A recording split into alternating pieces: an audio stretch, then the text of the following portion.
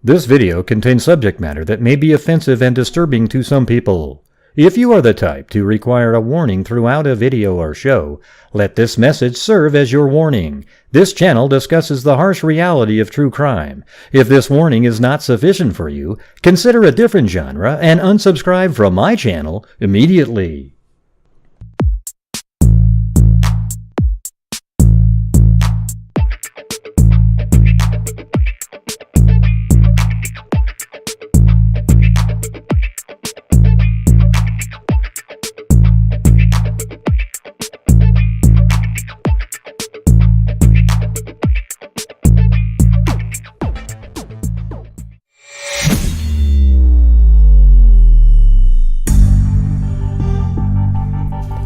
What's up, freaks? Is this gonna be a better night than before? Than last night?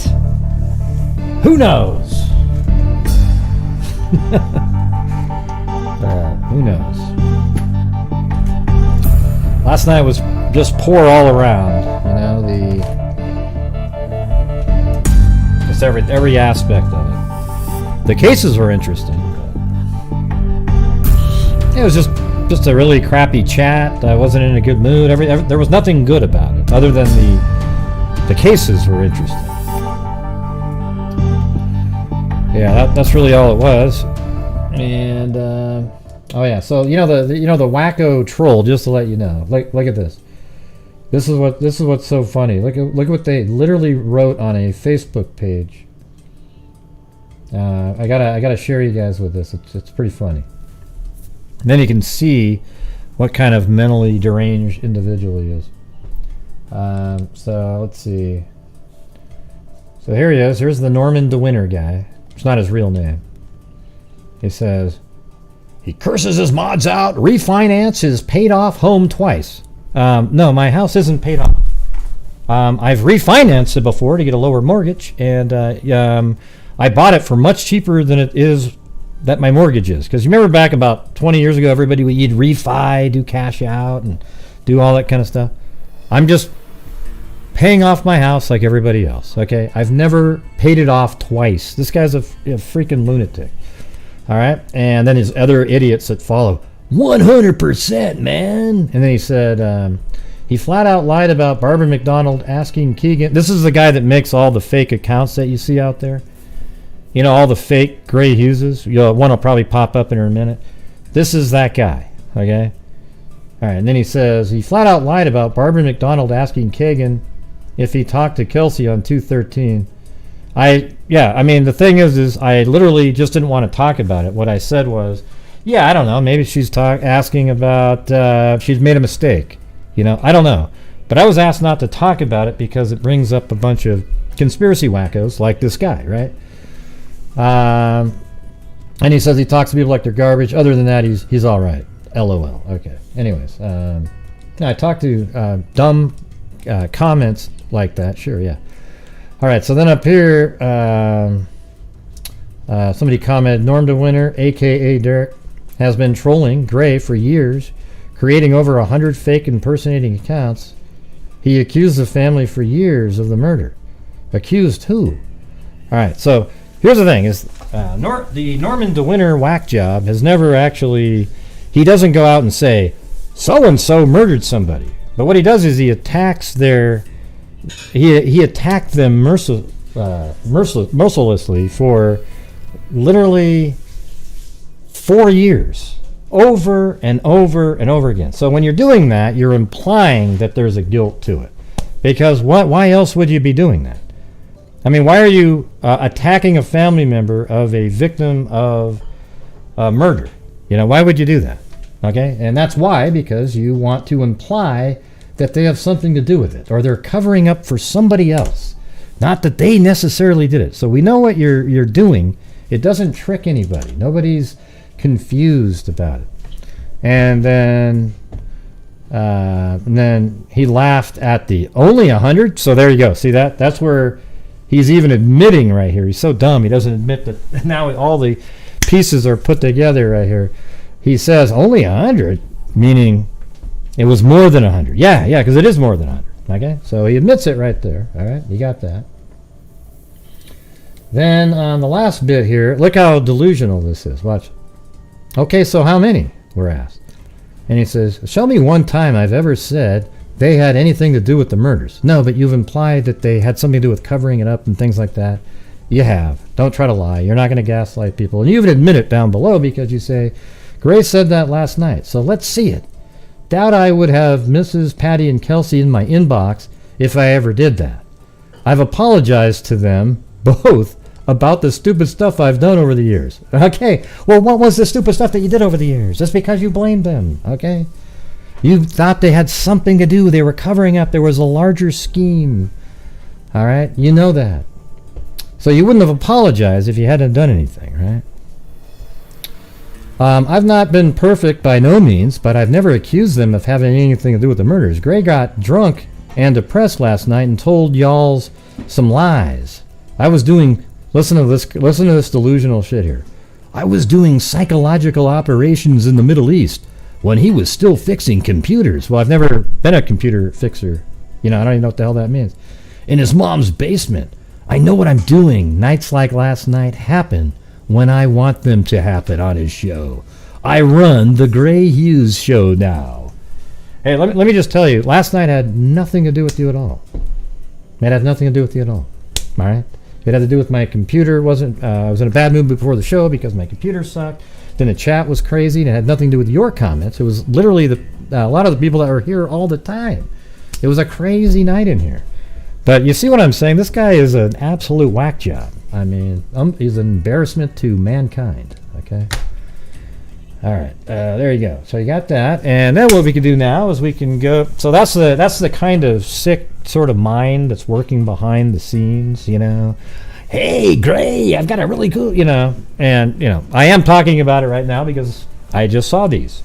He's an absolute lunatic. All right? And yeah, so we're still doing the where are we at here? Yeah, we're trying to do a Tumblr. I'm going to do a draw like halfway through the show for the people that were here last night, because I think we skipped over to tonight. But man, it's crazy. Oh, no, but that's the whole thing, Beth. That's not how it works. That's not how it works. It just keeps going and going and going. So I'd rather just say what I think. Okay. So you do your show how you would do it, and I'll do it how I want to do it. Now we've done the ignoring thing. It doesn't really work for him. He doesn't. It just keeps on going. He's a nut job. I don't know. Yeah, have to deal with it all the time. So so if you send in super chats of over $5, you get put into a drawing, but it's really to help support the channel and the charities throughout the month.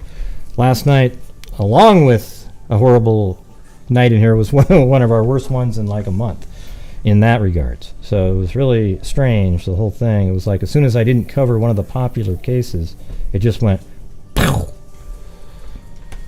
Yep, so mean. Yeah. Excellent. All right, so what I'm going to do to begin the show, though, is I'm going to do a recap on the case that the people who didn't get to watch last night's show missed. Okay, it was on the... hold on a second.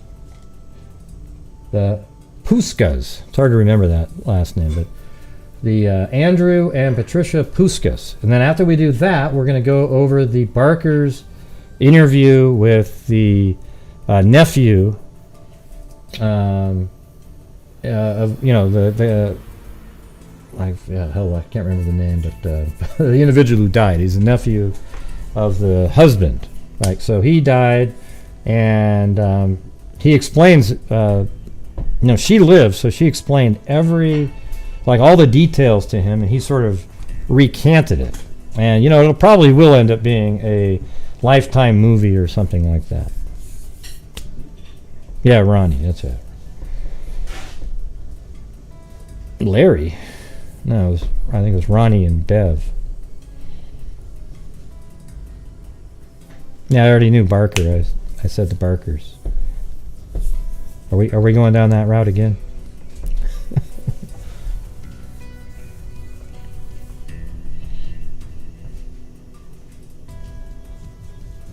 I think they're thinking Larry and Kay and the other one. Thank you, Ink Twin 9.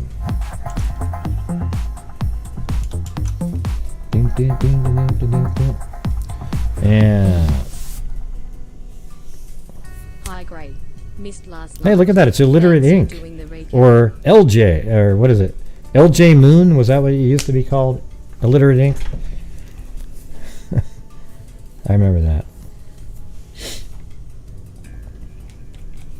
Alright, so we're going to go over and do... Hey, thanks, Sammy.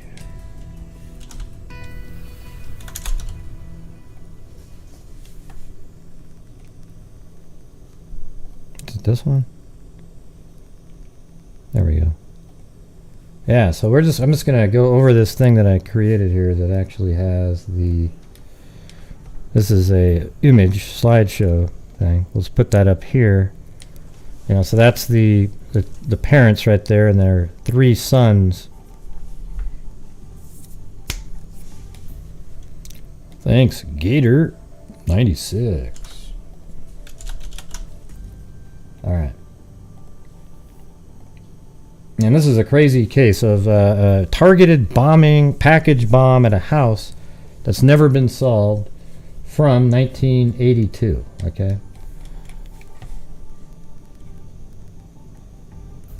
And I'm not going to take that long on it. I'm just going to go through, I went through the whole thing again and took notes.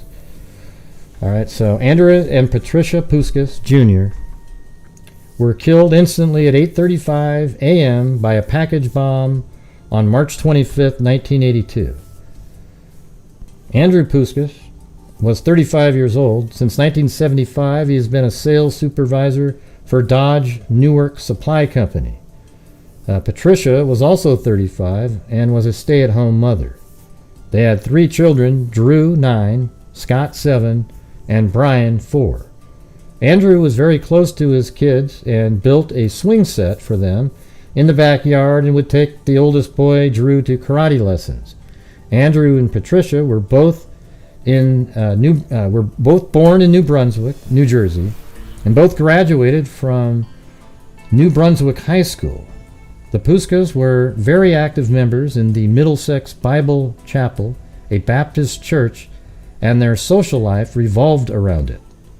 They were fundamentalist Christians. One of Puska's friends referred to Andrew as being highly religious, but never promoted his beliefs. They were well liked, and they had no criminal record, and were not involved in any criminal activity. Andrew was a lay minister and would organize church youth groups. Patricia was a Sunday school teacher for 6 and 7-year-olds. All right, now we move on to the next part. Oh, and thank you, Candlely Woodward Stone. Oh, look at my computer's yelling at me again, everybody. Yeah, thank you. All right, so now we go. On the morning of February 25th, 1982, Andrew was doing what he typically did during the week. At around, let me move this over, my mic over. At around 8:30, he was taking his kids to school before heading to work. All 3 children were out of the house and headed to the car. One of the boys placed his lunch on a 2x2 foot box that was on the front porch. The children mentioned the box to their father, and Andrew took the box inside, so there was a package outside that was 2 feet by 2 feet. One of the children told investigators that his father could hear bottles rattling inside as he placed the package on the floor near the living room. Andrew and his boys then left the house and were all inside the car ready to leave when Patricia, who had looked inside the package and noticed some peculiarities, called Andrew back in, and then the older 2 boys, Drew and Scott, followed their father back into the house. After Andrew viewed the contents, that's the father, he was concerned enough to call the Middlesex Police Department. The call was made at 8:34 a.m., and he told the police that his sons had found a box on the doorstep. Andrew described exactly what he saw in the box. Part of that call is as follows. And the police dispatch said, Middlesex Police, Sergeant Benson. And then Andrew said back, good morning, Sergeant. My name is Puskas, Puskas, 182 1st Street. On my way out the door this morning to take my kids to school, there was this box on the front porch. I brought it in and it had some bottles in it. My wife called me back into the house, and it is 2 bottles of gasoline, a timer, a piece of pipe, and a bunch of wires. I doubt, but it appears to be gasoline. I don't know if it's a joke or not. The timer is not ticking or anything else, but if it's a joke, it's a very poor one. I would like someone to come over and look at it, please. Then the police said back, okay, what is the house number? 182 1st Street. And your first name? It's Andrew. Okay, I will send an officer out right now. And then he said, okay, I'm going to take my kids to school and I will be right back. Okay. And then he said, thank you. My wife will be here waiting for the individual, the police officer, to show up. All right. I mean, this is really crazy, right? I mean, so just think about that. The kids are outside, you know, they're kind of going out the door. They put the lunch box on it, and they were like, oh, hey, Dad, there's a box out here. And then the dad brings the box inside the house. As he picks it up, he feels bottles and hears bottles in it, so he sets it down by the living room. And then, you know, he goes out to drive the kids to school, and they all get in the vehicle. And then the wife comes running out, hey, come here, this is weird, you know, because she opened up the box and looked in it and saw some strange things. So then he got out, and the 2 older kids followed him into the house, and you know, that's when he noticed what was in the box and then called the police. After the call, Andrew told the police that he was going to leave again and that his wife would let the police officers into the house. That officer would turn out to be Robert Swartz. According to the prosecutor, Richard Rebeck, Drew 9 and Scott 7, the 2 older sons, who were in the house moments before the explosion, noticed their father Andrew try to smother the bomb with a fire extinguisher. He had just sent the 2 boys out of the house, saving their lives. So just as he's like, hey, you guys, you know, head out to the car, and then he starts, they look back and they see him spraying the box with a fire extinguisher. Middlesex patrolman on March 9th, 1982 received, so the individual Robert Swartz received the Mayor and Borough Council's Medal of Valor from the Middlesex Mayor Ronald Dobies. His actions saved the lives of the 2 children, the 2 older kids, because they were right by the door. Swartz had just arrived on the scene, and he was headed to the house to investigate. And one miracle is that he went the wrong way first. He would have been in that house as well when it blew up. The box that looked like a bomb that Andrew had called in and was blown. And so what happened was he shows up, the officer finally shows up, and it blew up, and it blew him over the hood of his vehicle by the blast of the package bomb. And then he got up, and he noticed that both children were on fire, and he smothered the flames that were burning both of them. Johnny Burris, who is an official with the ATF, said the bomb was a fairly sophisticated device. Police ruled out a radio-activated device. The Puskases were facing the package and had shrapnel in their chest and abdomen when they were, did the autopsy. A package contained 2 blue bottles. So inside the bomb were 2 blue bottles, one light and one dark. Pieces of blue glass was found at the scene, and there was some writing that they haven't been able to determine what it was. And they were supposed to have a picture of the bottle on a website, but it was gone when I went there. A female witness said she saw 2 men quickly driving away in a white vehicle north on 1st Street, which is right here, So this is the house right here where the bomb went off. This house is still here. This one's obviously been rebuilt since then. But the vehicle drove this way and then took a left. And basically that's it, you guys. You can speculate all you want on all kinds of different things, but it's actually never been solved, amazingly. Oh, hold on. Gator, and then we got Kennedy Woodward Stone and Janet Drums. Thank you. Get you in there. MM, thank you.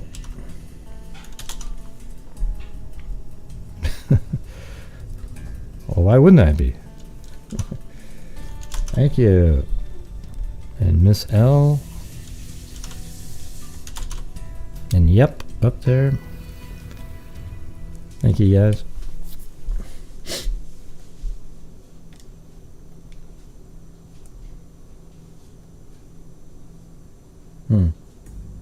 Now, we didn't spin, did we? Wow, it's weird. So this thing was blank right here. So I might have to go back from last night's show and put everybody's name in there at the end. And we'll maybe hear in a little bit. Sorry about that. I was wondering about maybe the Unabomber last night. I mentioned that. I mean, it was a sophisticated bomb. There's nothing in his work that somebody brought up. Oh, well, he's got he does stuff for mining operations, and it's like it's such a far-fetched idea to me. Okay, I don't think it has anything to do with it at all. So I think what you might be looking at is maybe there's something to do with the church. We saw a bombing in. There's a few instances in the Mormon church where they blew up. I say they. I mean, I guess there's no. Nobody ever proved something like that. But you have these guys that were revealing, discrepancies in the books and so forth, and then boom, they get blown up. So I don't know, something similar to that here. Maybe it's a hitman that took him out, but it was pretty sophisticated, and it's just so bizarre. He was, all accounts was they were just really nice people, and other than being really religious, were totally normal that we know of. I mean, look at that explosion on the screen there, though. I mean, it's insane. All three boys lived.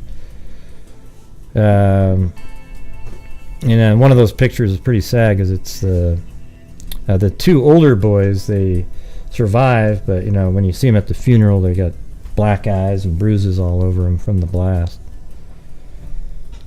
Yeah, he was just a salesperson. I already went through all that at the top.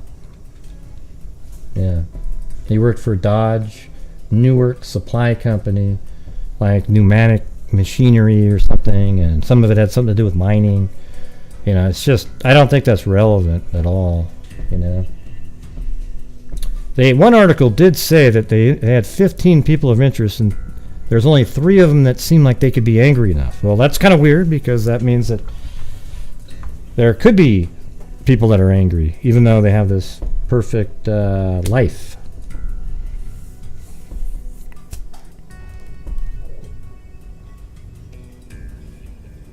Yeah.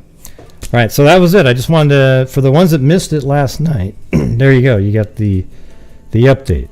Or not an update, a recap of it. All right? Is that good enough?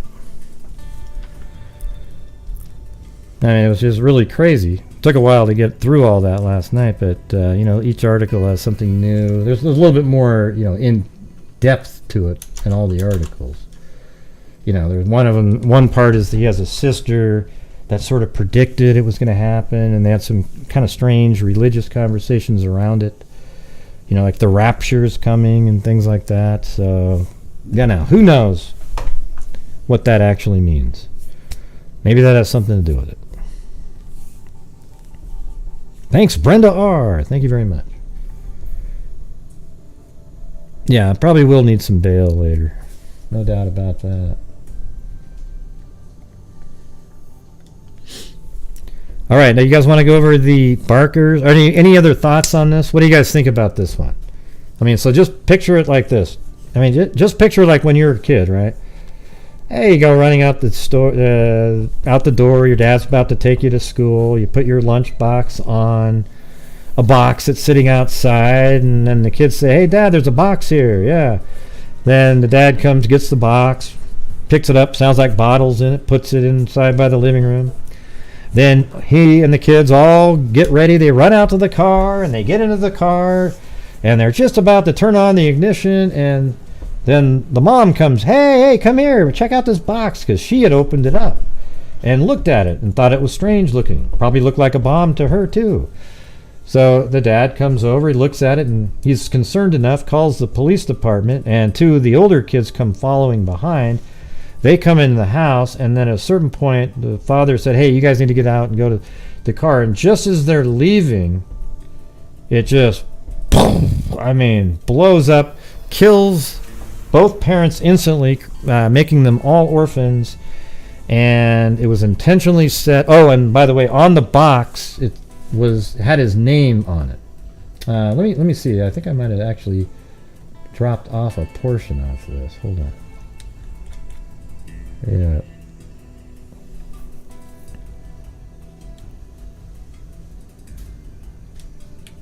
Here, let me see.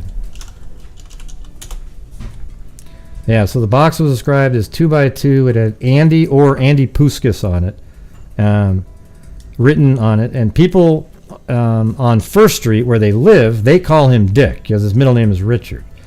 While co-workers called him Andy. Nobody called him Andrew, all right? So, but here's the thing. People get too caught up in, like, this is how it is no matter what.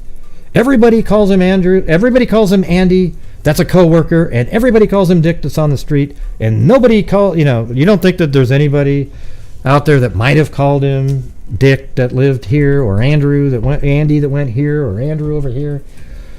So we don't know exactly what that means. That's just a generality here. So when it says, while co-workers called him Andy, well, it said Andy on the box. So then all of a sudden, then it had to be a co-worker that killed him. Okay, so then it's the mining, and we go through this whole thing. And we don't have a clue, okay? Somebody else might have called him Andy. His name is Andrew. Andy's a really common way to say Andrew. As a matter of fact, my brother's name is Andrew, but we call him Andy. All right? So there you go. That was one part I missed there.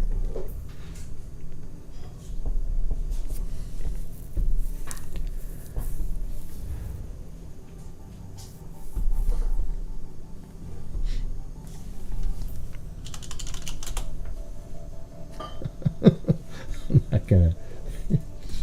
Hold on one second.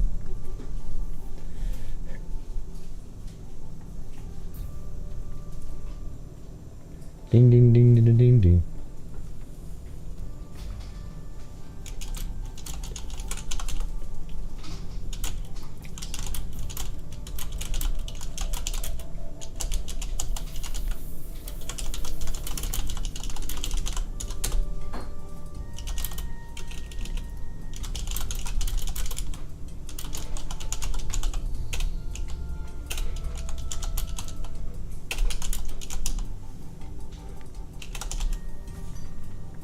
All right, where is that?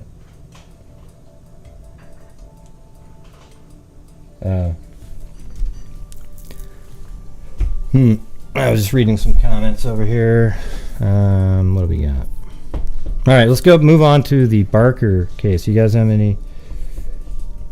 Yeah, I'm sure somebody in the church called him Andy. It's like in the church, nobody could call him. Yeah, so of course, somebody called him Andy or Dick or Richard or Andrew or whatever somewhere. It's not something like it doesn't happen like this. You're walking down the street and one of the people on the street says, hey Dick, and he goes, hey, you can't call me that here. On my street, I'm known as Andy.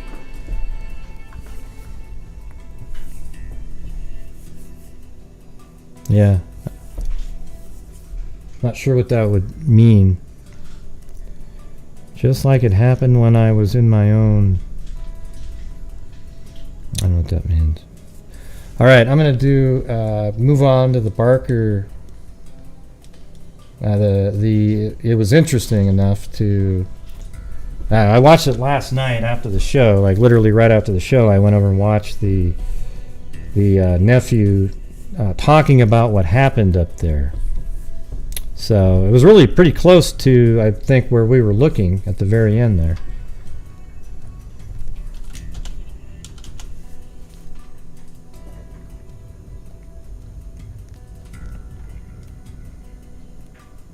Man, I've got a ton of cases with Barker in it. Didn't even realize that.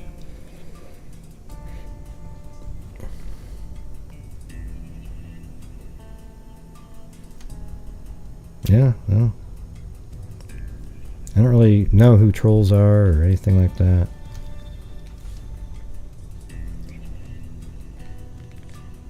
I can tell you one thing, though. If you're one of the people in the chat that support the grifter who did a live stream today from prison, you're an idiot. I can tell you that right now. Yeah.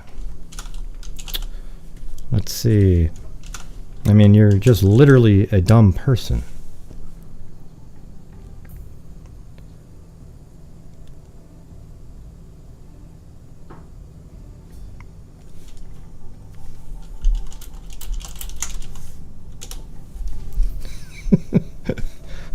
I mean, can you imagine that? He's calling from prison. And it's a live stream on YouTube. I mean, how is that even allowed? It's just unreal, you guys. Wow.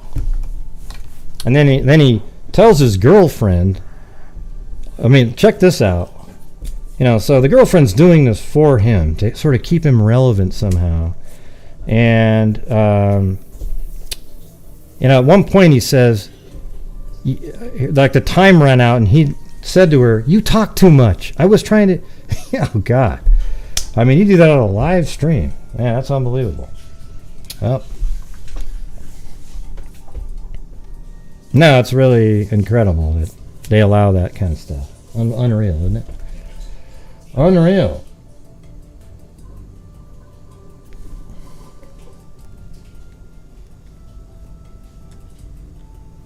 Yeah. Okay, so let's get to the Barker live stream. Or it was live at the time, but let's see.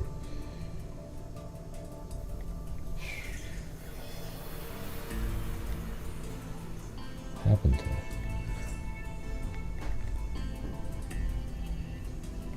Alright, there we go. So this is WTHR. I think they're the ones that had the great helicopter footage. Now that's kind of interesting, but why would he want to do that? And why would he set it off so quickly with his kids in the doorway, Dan? Oh, accidentally. So you had to put accidentally in there to make that work. Come on, jeez. And then he calls the police too and everything? I don't know. Why wouldn't he just not come back in the house and let it blow her up? Instead, he goes back inside and then calls the police.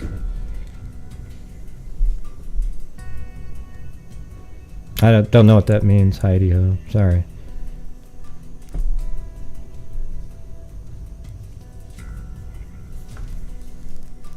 Don't know what you're talking about. I'm just switching over to my other set now.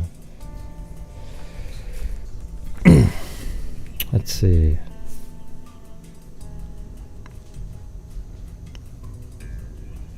You will still have photo streaming. What does that even mean? Does anybody know what that means?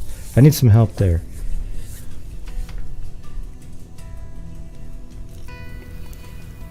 Come on, Dan.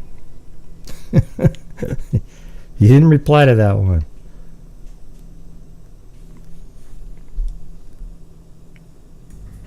They don't know. They haven't given out any information about what the liquid was.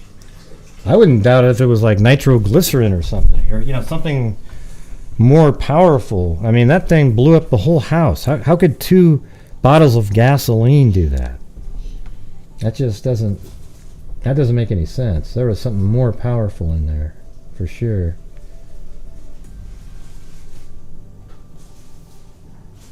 Oh, thank you, Delva Johnson.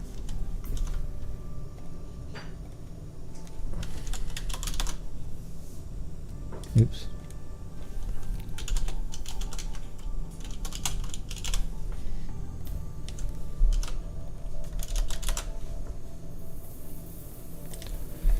All right, you ready? Here we go.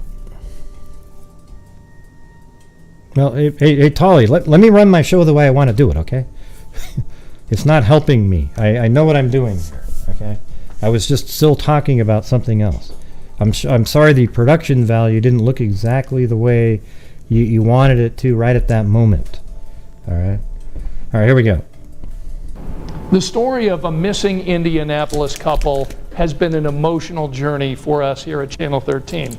And the reason for that is that Ronnie and Beverly Barker's nephew is one of our colleagues, good friend, and editor, Travis Peters. Travis, first of all, I'm so sorry on behalf of all of us. The front seat of a car, and that was emotional. You know what? Oh, I thought you were the one that said that. Yeah, that's crazy stuff. What does that mean, live picture streaming? What happened was that's not what that's called. 25-minute phone call. That's the most incredible. Yeah, here we go, everybody. This is the to hear in her words. It wasn't Jennifer telling us what happened. It was Beverly just opening up to us and telling us of what happened up there on that mountain, and it's not what I thought. It was a your icons look the same, Polly, color-wise. Look at them. Mountain. Look at them up there. In so many ways. So I was talking to the wrong person. I know everybody wants to know, how did they get up there? How did they brought them up there? And as a lot of people suspected, it was bad GPS directions. See, isn't that amazing? That's what we were just saying about it was the same as the truck in Oregon. Highway switch on their GPS to where it only kept them on highways. It would basically take you to the quickest route. So it was one of those things where the GPS said go this way, and they went that way. And by the way, and they saw other vehicles, and I think she even said they saw other campers. Yeah, like you can see it right back so there. they were like, okay, and this went on for a while. They were okay. They were like, okay, you know, it looks bad, but she was like, the motorhome was doing really good. You know, the car was bouncing around, but you know, we were like, okay, and it kept going to the point that like they weren't even really concerned. It was like, oh gosh, you know, we're on this stupid gravel road.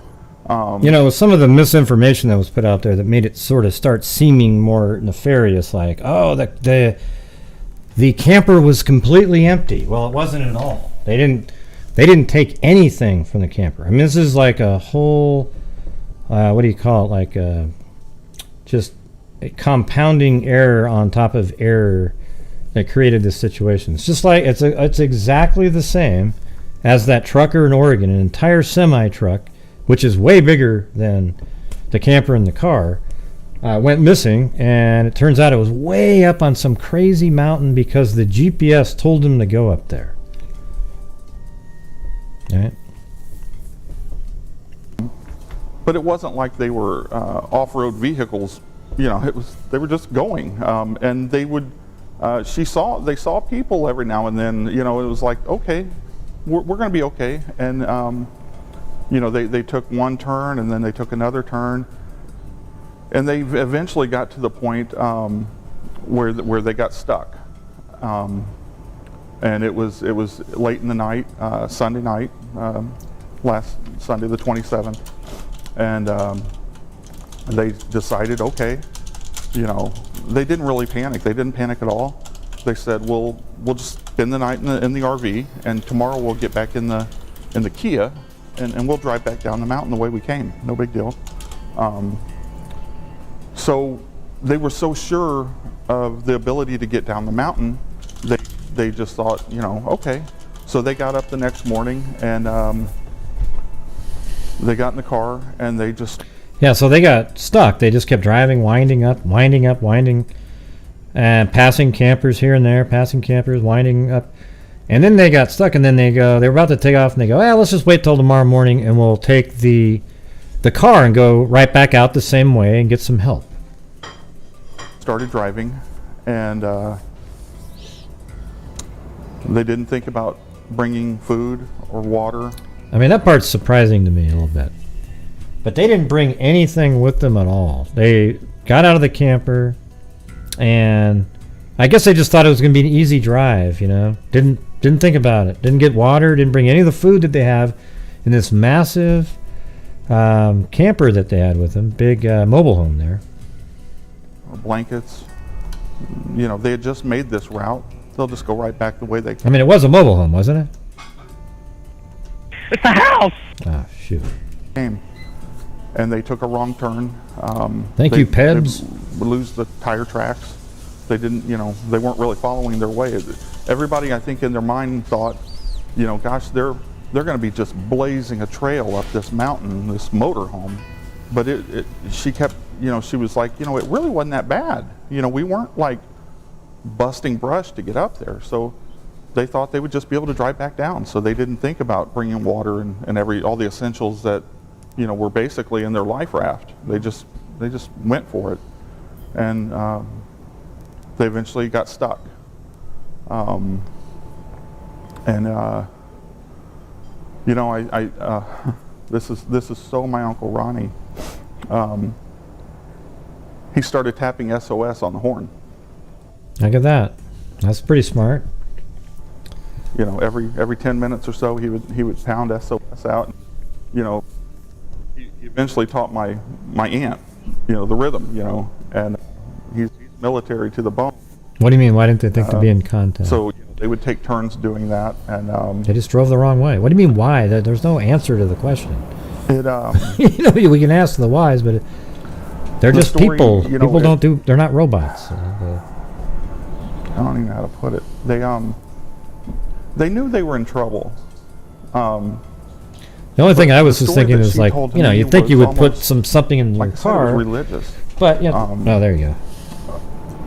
As time progressed. I mean, you might have thought like, hey, we need to bring something with us, but then you can explain it away easily by saying, well, they thought they could just get out simply going back the way they came, but when they drove back, they took some wrong turns and ended up in a way out in the middle of nowhere again.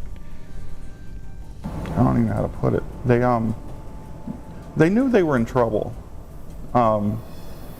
But the story that she told to me was almost, like I said, it was religious.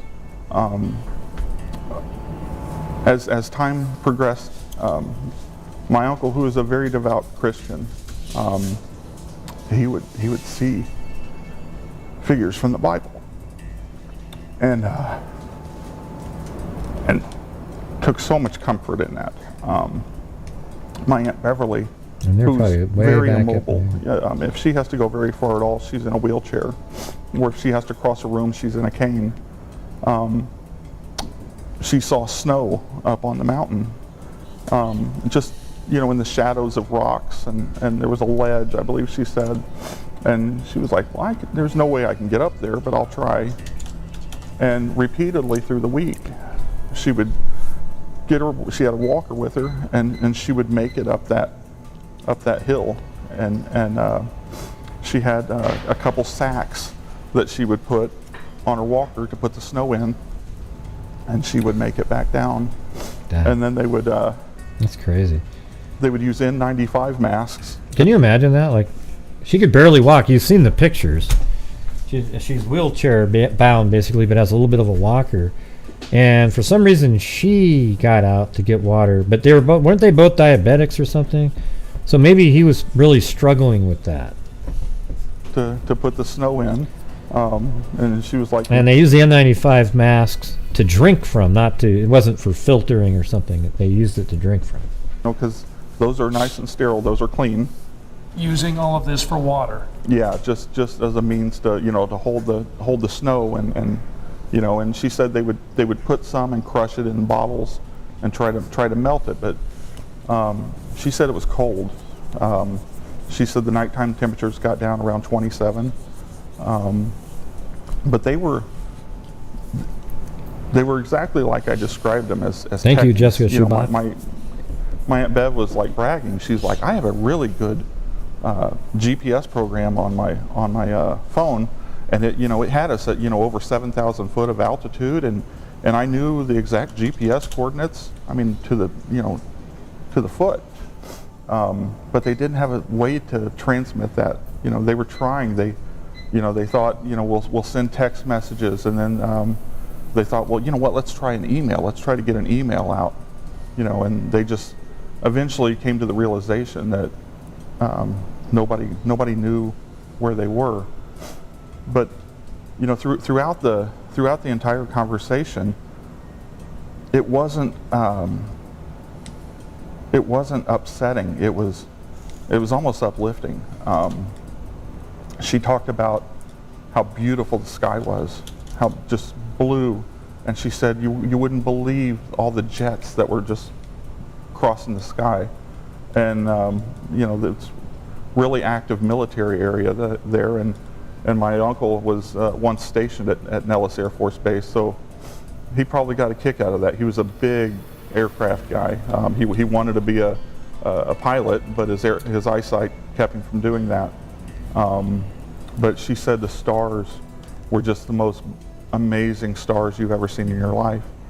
And my uncle Ronnie was a huge astronomer geek. He's the one that put a bug in me to be an astronomer, and I still got boxes of Sky and Telescope magazines that my Uncle Ronnie gave me as a kid when Halley's Comet was all the rage in the late 80s. But she said, we were at peace. And as the days and the nights passed, my Uncle Ronnie told her that he was dying. He was dying. Yeah. And she said, I know you're dying. And they were trying to, they knew it was dehydration.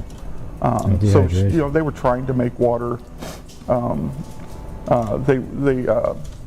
They had 3/4 of a tank of gas in the Kia, so they were able to start the engine and keep the batteries charged, and get a little bit of warmth, but they were still cold, but they were doing the best they could. And they would snuggle in the back seat of the Kia, and as Ronnie got worse and worse,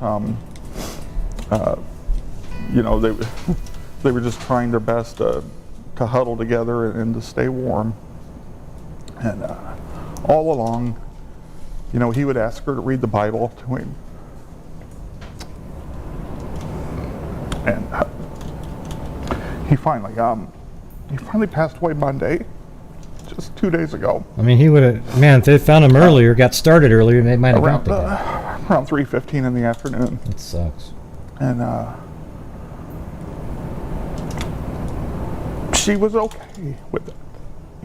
She told him, it's okay, I know you need to go. And she said that he passed away, and she took a photo of him so that she would remember the exact time. And then it became her turn, but she remembered, that SOS that Uncle Ronnie taught her. And beeping that horn is what brought rescuers to her. They had discovered the RV, and they were in the process of trying to follow the tracks of the Kia. And from what she describes, that the tracks would just disappear. She said that the ground was more like gravel, like cinders, so it wasn't like mud. So it wasn't easy to just track them back to where the Kia was. But she had no idea they had found the RV. But she kept honking that SOS code, and somebody heard it, and that's what brought the rescuers to her. And she said they were like, what do you need? And she was like, I need water. so they gave her water, and they asked her, you know, are you hungry? And she said, no, not really. You know, I just need water. And you know, from there it was just getting her off the mountain. I'm just amazed at the strength that that woman had up there. I have no doubt that it was the Lord carrying her to that water, to that snow, to make water, that kept her alive, because she wouldn't be able to walk across this room, let alone up the sides of a mountain in the desert. So it's just, like I said, it's an amazing story that I'm so grateful that she's able to tell it to us, and we're able to answer some of the questions. Otherwise, we just wouldn't know, you know. But there were mistakes made along the way, but they weren't the kind of mistakes that put them in a panic mode. You know, they were like, you know, well, we're just, gosh, it's taking us over this mountain. You know, it wasn't like what I think people have in their head, like, what the heck were they thinking going up there? She was like, you know, it wasn't that big of a deal. We had driven across, you know, stuff like this all day, you know, in that area, you know, trying to get to where they were going. And you know, it was you know, an error not having the GPS set right. But you know, the GPS, I didn't even know you could set the GPS for highways only.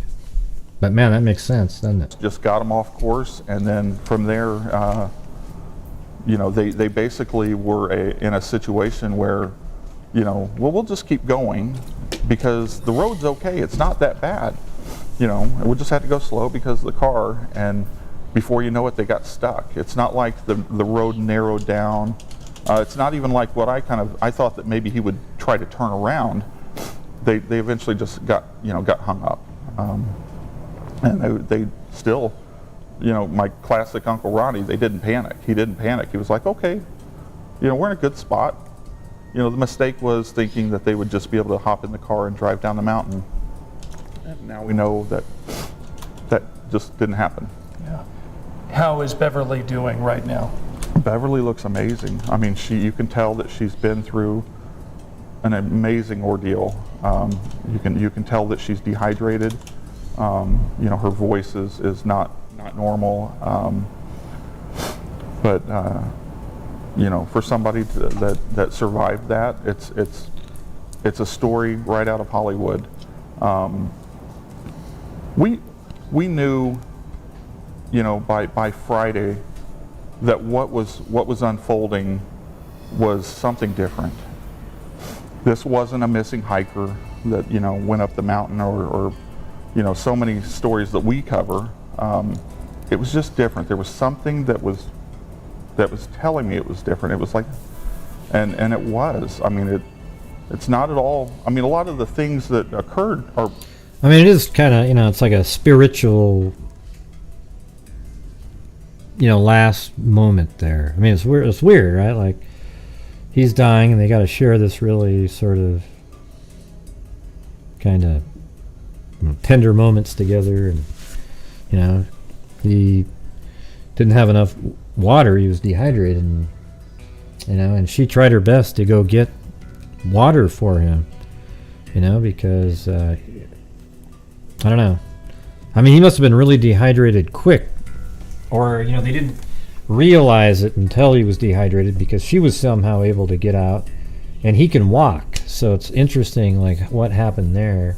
Like, how come he couldn't get out and help get water, I guess. You might ask that. Like, where, you know, she got out to get water, but right away, was he already that incapacitated where he couldn't help get water? I thought, you know, we're right, but their moments on the mountain were religious. It was religious. Could have been the diabetes. And you know, I have a lot of peace in that. You know, that my uncle was at peace, that he knew he was passing. You know, that she let him go. You know, and he loved her. You know, he told her like he loved her and family, and and she said that he just, it was very So you peaceful. guys, He was this is totally definitely at going to be a peace Lifetime movie. with Okay, there's no leaving our chance earth it's not going to. and going on to heaven. They're going to have William Shatner play. That's amazing to me. It's really, really good. I'm glad it was nothing. We all went to really dark places in this situation of foul play. And if Betty White was still alive, carjackings and Beverly. stuff like that, and then rolling over the hill. They did they go over a cliff, and we're just not finding them. My own thoughts yesterday morning were that they've somehow ended up. There's a lot of mining out there in strip pits and water, and I was like, was there a carjacking and they drove them into the pit to get rid of the evidence? It was nothing like that. It was almost a story that just needed to be told, because out of Ronnie's passing, there's going to be good that comes from it. There's going to be changes to the way that Nevada handles missing. Hey, by the way, you guys, keep your eye out. There's going to be a fake LM account that's going to be typing in any minute now. Don't worry about it. Persons, I can assure you of that, because they have a lot of problems over there. You're talking about a county that's less than 1,000 people in a whole county, and they couldn't deal with how to handle this situation. I get it; they're a small county, but that's when other agencies should step in and say, we'll take care of this. We understand you're not used to this, and none of that happened. We had to fight so hard for a silver alert that wasn't issued until Monday night. It could have. I've said all along that if I find out that my Uncle Ronnie passed, within a few days of them being discovered, that I was just going to be furious, knowing that at least 3 days had passed before earnest search efforts were made. So, his spirit's going to live on. We're going to fix that. We're going to fix that in that state. We're going to make sure that's not an issue in Indiana. And I urge any other states to check on that also, because residency should not be a requirement for a silver alert. Right. We're that's all stupid. at Channel 13 sorry for your loss, Travis. Thank you for sharing what's happened with your family, and know that some. Now, it was really cool of WTHR to have their one of the colleagues on, and he was just able to say exactly what he was thinking. I mean, I think it'll be really interesting at some point if we ever get to hear from Beverly herself to tell the story. Although, Lifetime just called her up really quick and said, hey, listen. Yeah, we don't want you telling your story at all. We're gonna make a movie out of this one. How they just come in and just shut everything down. Yeah, it's crazy.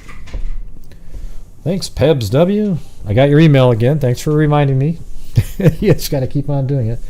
And also, if you send in PayPals, you get 50% extra chances at the end for a mug, because YouTube doesn't take out the 30%. All right. So thank you. Yeah, it was cool that he told the story. I mean, I don't know if when you say brave, I don't know if he's brave to tell the story.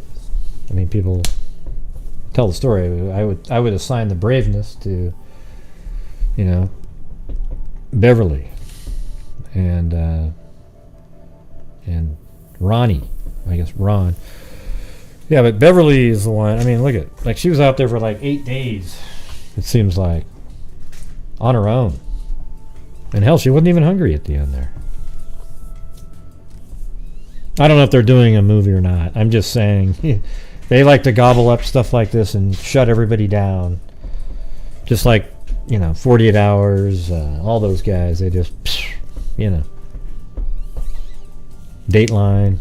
As soon as they get a hold of a story, they go, ooh, we got to get this one. Lock it up. Start making the calls, buddy. It's going to be interesting because Kay and Larry are going to be at CrimeCon. And I'm probably going to walk up to talk to Larry and say, hey, man, remember me? Yeah, I was the guy that, gave you guys airtime and discuss it a lot. And you guys loved it on my channel. And then one day, I get a phone call from Larry's phone, and it's Dateline, a producer, saying they don't want to talk to you anymore. You know, we've got exclusive rights. That's what they're saying. I mean, we had no problems prior to that. And all of a sudden, the phone rings and it's Dateline. Yeah, okay, buddy.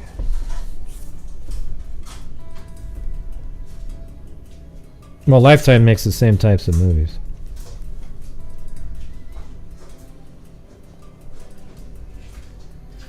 All right, so on this channel, every single night, everybody, last night was an exception. We try to raise funds for my channel and the charities that we do all during the year and month as well. And we have done, so far this year, $12,625 has gone to charity. And last year we did $42,000. So right now we're ahead of last year. We'd be at a $50,000 pace if we kept up the same rate. And I can't make money grow on trees, all right? So it's up to you guys, the freaks, out of your generosity to help support the channel every single night, every single, every day of the year that I do this, okay? And that's how we're able to do what we're doing. And it also, I can't really justify doing shows every single day if we can't do that. And that's just the reality of it. I do 3 or 4 hours show and 3 or 4 hours of, getting stuff ready, even more than that a lot of times. And you can't really do that. So anyways, we are, on this channel, we try to make an actual difference out there. That's the difference. We have 4 DNA cases that are funded right now. Oh, by the way, I heard back from the, remember the Guadalupe County doe out of like Albuquerque? Or it was I think it was Albuquerque, New Mexico. She was the one that had the guitar, and she was killed by a serial killer. All right, well, that one, let's see, the prosecutor, he called me back up again, and he was like, well, they haven't got back to me, but I'm so interested. Here's the number for this. And so I made a call to I guess it was at some kind of a museum, the body, the bones or whatever. And apparently they did take DNA in 2019, and I just, I'm going to keep tracking it down. Hey, thanks, Rita Schaefer. And Diana B., Northwest Girl.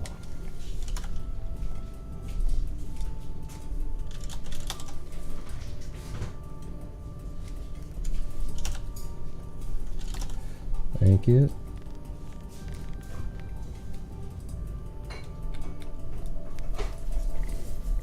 And also, when you help the channel out, at the end of the show, I do a spin for a tumbler or a mug or something like that. We didn't used to do that, but now we're doing it. So at least you can try to win something, but if not, it's all for a good deal, right? Thank you, Danette. Chloe, what's going on, Chloe? No, she wasn't Native American. She was killed by a serial killer. She was hitchhiking. She had a guitar. And I remember she actually had her ID and stuff with her, but the serial killer discarded it and didn't know their name. So they've already arrested the serial killer. They admitted to doing the killing. She just doesn't have a name.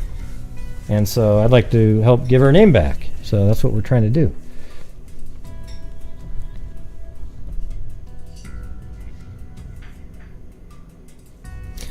What are you doing, Chloe?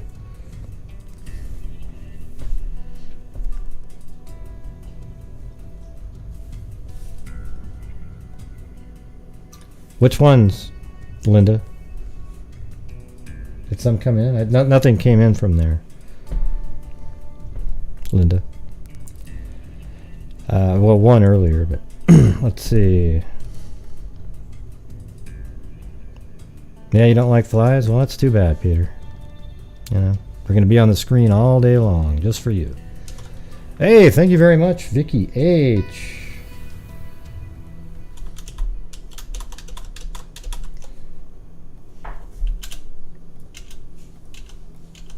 And also, Jennifer Cochran Fent. Thank you. And Alicia Powers. Yeah, okay, so the last part we're going to do tonight was going to be, we're just going to talk about the, the Murder Sheet had a third episode about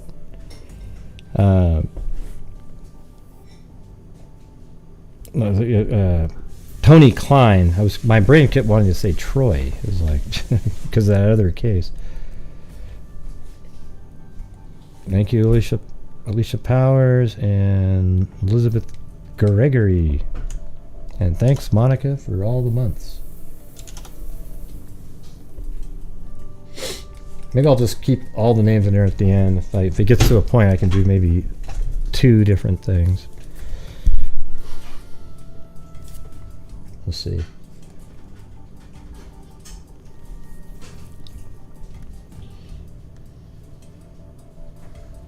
No, you didn't miss the whole life. It's not a fly, it's a spirit of Rod Serling, suspended the yard monitor of the Twilight Zone.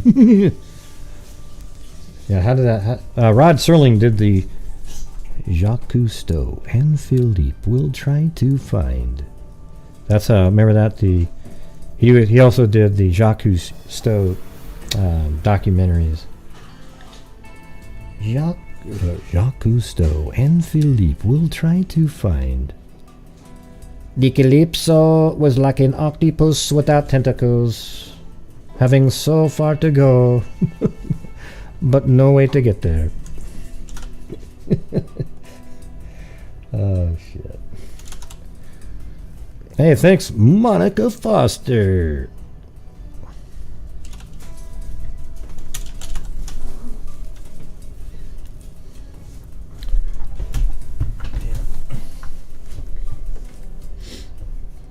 Oh, thank you. Oh, there you go. There's a couple came in there. Thank you to Stephanie Herb. I hope I'm saying that right. I think I am.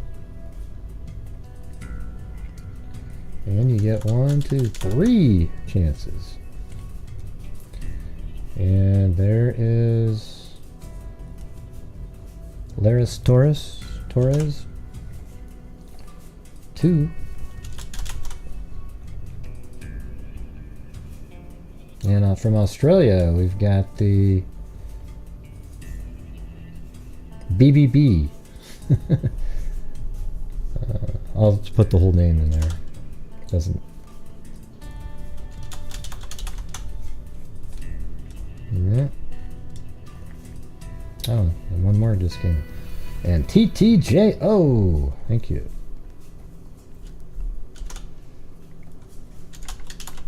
All right, got it. We're all set.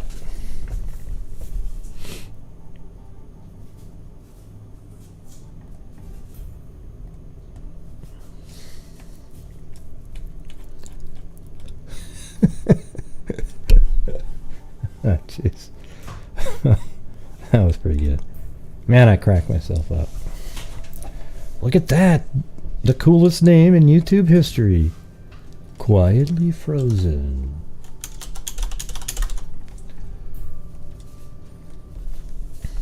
Get it? The coolest name? Hadn't even thought of that till just now. After all those times I said it, I didn't realize that until just then. Quietly Frozen. The coolest name in YouTube history.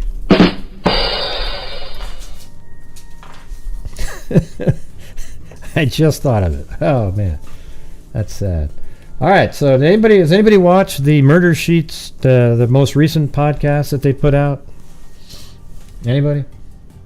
Anybody at all? No? Ding, ding, ding, ding, ding, ding. Ding, ding, ding, ding, ding, ding.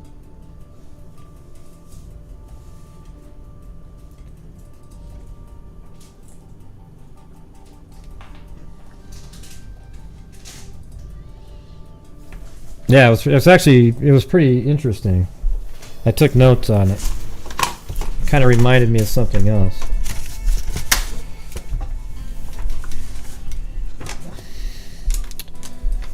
Yeah, no, sometimes there are things that are just too little, but hey, thank you.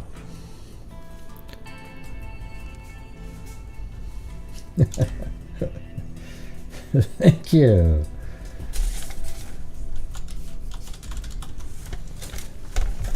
In crimes, little tiny details make a difference. But what you can't do is take a little tiny detail and say, well, if that's possible, is it also possible that this? And if that's possible, is it possible that this?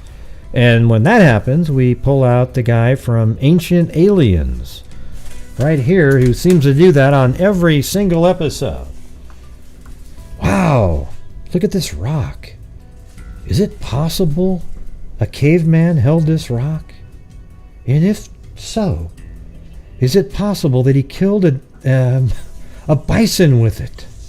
And if so, are the bones of the bison possibly buried in this yard right here?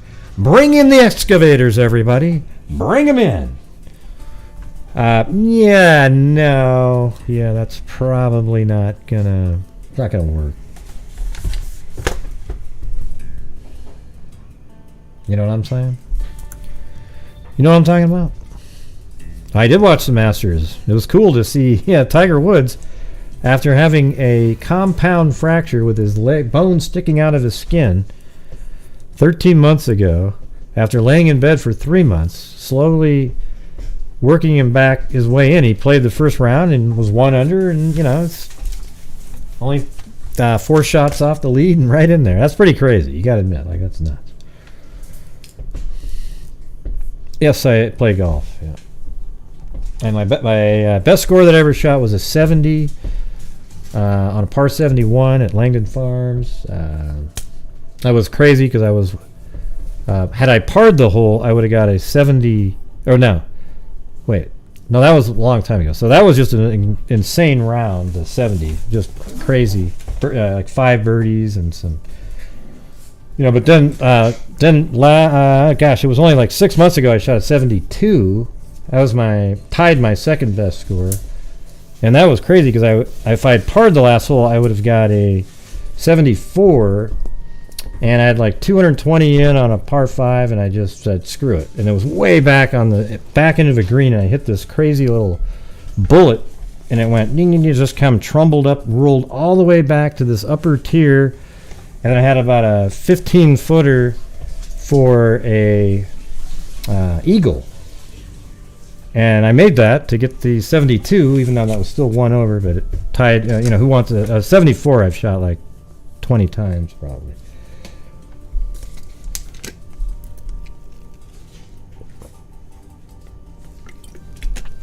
Huh? What's wrong with what? Hey, thank you. Donut Bones. Whatever the hell that means. Yeah, it's cool, isn't it, Jennifer?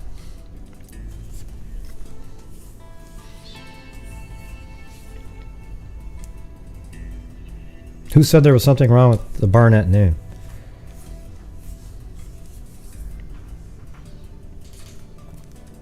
And then one of the weirdest rounds I ever had one time was I was 5 over after 4 holes, just struggling, this is shit. And then I went and found these old Maxfly Revolutions in my bag. They had this weird feel to them, and then I shot, let's see, what was it? 3 under the rest of the round. It was like, isn't that amazing? Like, you just get one little mental idea, and then it just kind of kicks in. So that was my first 74 a long time ago.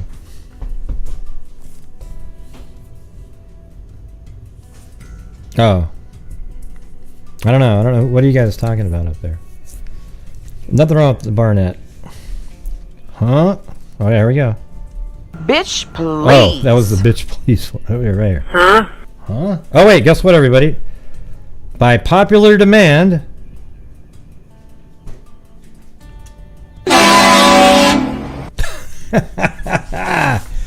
Hey, there we go. When you guys aren't paying attention, boom! The truck in the background in the press conference comes in. All right. I'm sure that just shattered all your eardrums there, but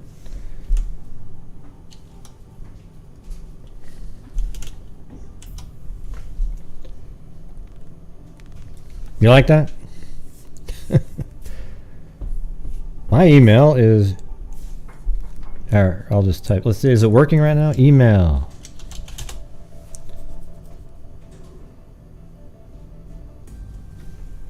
Oh, is it not working? There it is, see. There's the email right there, Joe VW. What are you doing, Chloe? Chloe, what are you doing? You're weird. Does that look comfortable to anybody? She'll sleep like that. It's crazy.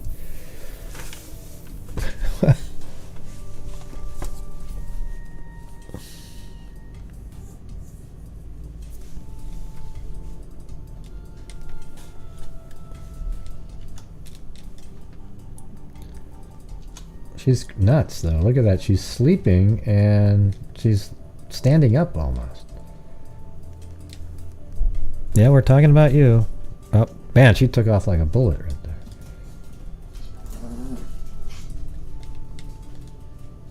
Yeah, we'll just have this on here. All right, so if you watch the murder or listen to the Murder Sheet podcast, it had some interesting parts to it. The notes that I have are, she talked about they had a person that knew Tony Kline when they were in high school. Okay, she was a freshman and he was a senior. Okay, so here's the story. So anyways, she was talking about Peru. She said it's small, close-knit community. This is on the Murder Sheet podcast. The link's in the description down below. Really good podcast, good people. So some people will stay forever if they move there. Like there's people that stay there forever, and then there's a lot of people that can't wait to get the hell out of Peru, Indiana. The person went by the name of Erin. I don't know if that's her real name or what, but it was in the podcast. And she was a baton twirler. And so then I think Tony Kline's, it must have been Tony Kline's sister was older and was also a member of the baton twirling squad. So I guess at some point, they would intermingle, like they would go on these trips for performing, and Tony would go with his family, but she didn't really know him very well. He would just be on the trips. Yeah, they would go on trips together, and he was a little bit older. And then one of her best friends, I guess, lived behind Tony's house. I'm not sure what she was saying about that. And then, but in 1986, this is the main part of the story. Hey, thank you, 80s baby, and also thanks for all the words of encouragement on the post there in the community section. It was just kind of I don't know. I hate having shows like that. They're not very often, but every couple months or something, there's always that one. It's like, that sucked. Right. So there was an incident apparently back in 1986. I think that actually makes sense. Yeah. And so 86, I would have been 20. I don't know how old he is, but. Chewbacca? I'll do Chewbacca if you want me to. I said he was a senior. So how old is he? Is he 52 years old? That kind of makes sense. Let's see. So she was a freshman and Tony was a senior. And Erin was wearing a cheerleader uniform while walking from school. So she was coming home from school.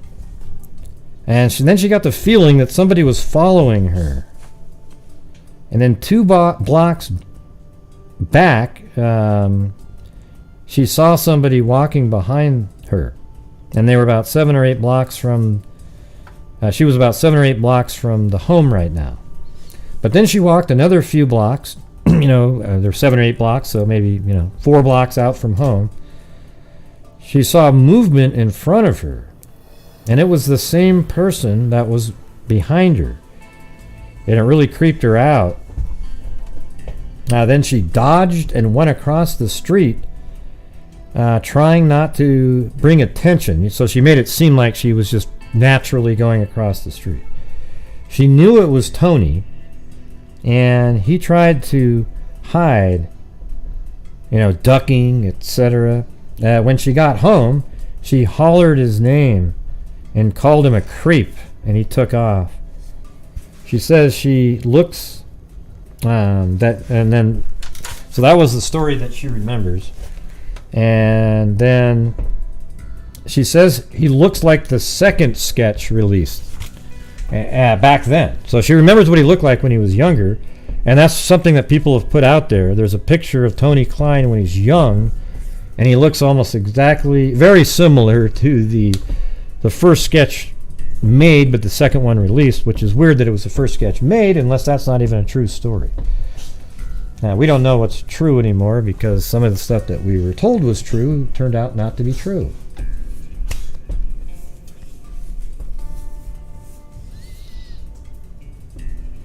Yeah. So here's the creepy part to me is, so you have that incident, and then you remember that in the there's an incident in the 194-page document where there was somebody wearing a mask that was, creeping around outside of a house, and it was right after the girl's address was given to the Klein account. But what if that wasn't Kagan? It was Tony getting, or the Anthony Schatz account. But let's say that wasn't Kagan communicating; it was Tony. And he went back and he was doing the same shit he was doing a long time ago, the voyeurism stuff. I mean, I don't know, man. There's a lot of things that make you go,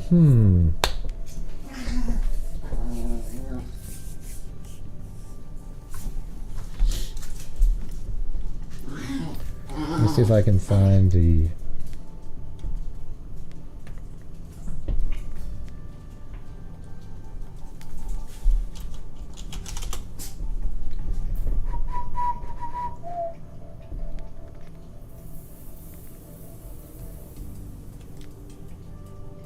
Is that it?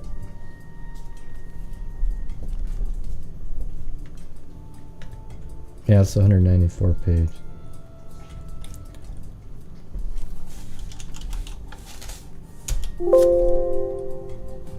Isn't the word mask? It's in this document, right?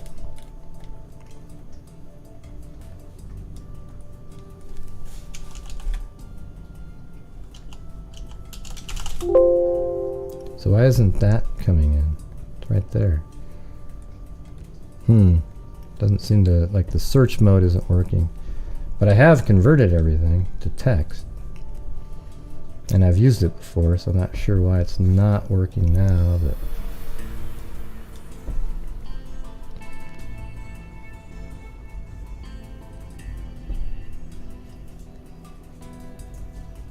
Well, is anybody interested in calling in and discussing this one? Tony's just out and about, doing his own thing. Oh, that was search tools. Let me go into here. There we go.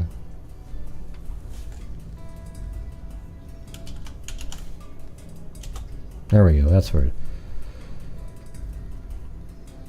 Oh, that was a different part. That was the part about COVID.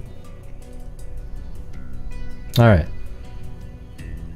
So in this part it says someone associated with the something family. Okay, and she gets off, and then let's see. Okay, so you're sure right. The girl associated with the so-and-so family gets off the school bus, and there's a guy with a ski mask peering in her bedroom window. Okay, so you're trying to say that's me or something? No, I'm not saying it's you.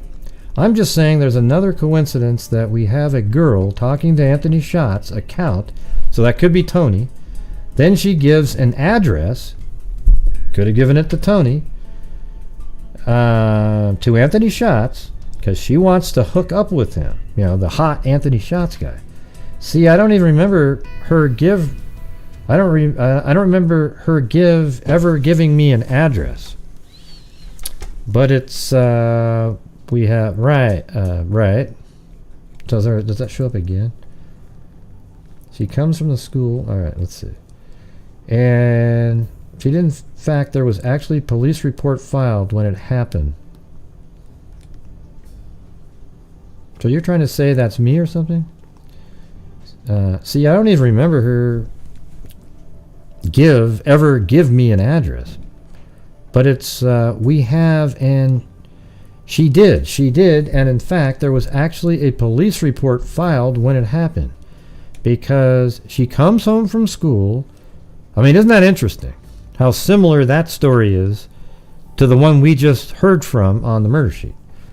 She comes home from school, sees this guy with a ski mask looking in her bedroom window directly after giving this address to Anthony Schatz.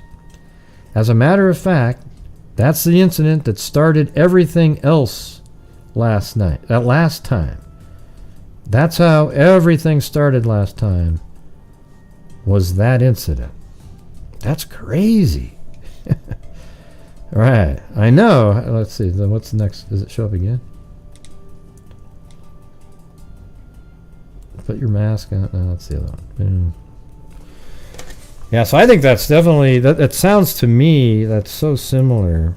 You have that incident, and then this incident here where he's following her all the way home because maybe he didn't know her address. Now it's easy to get that kind of stuff on social media.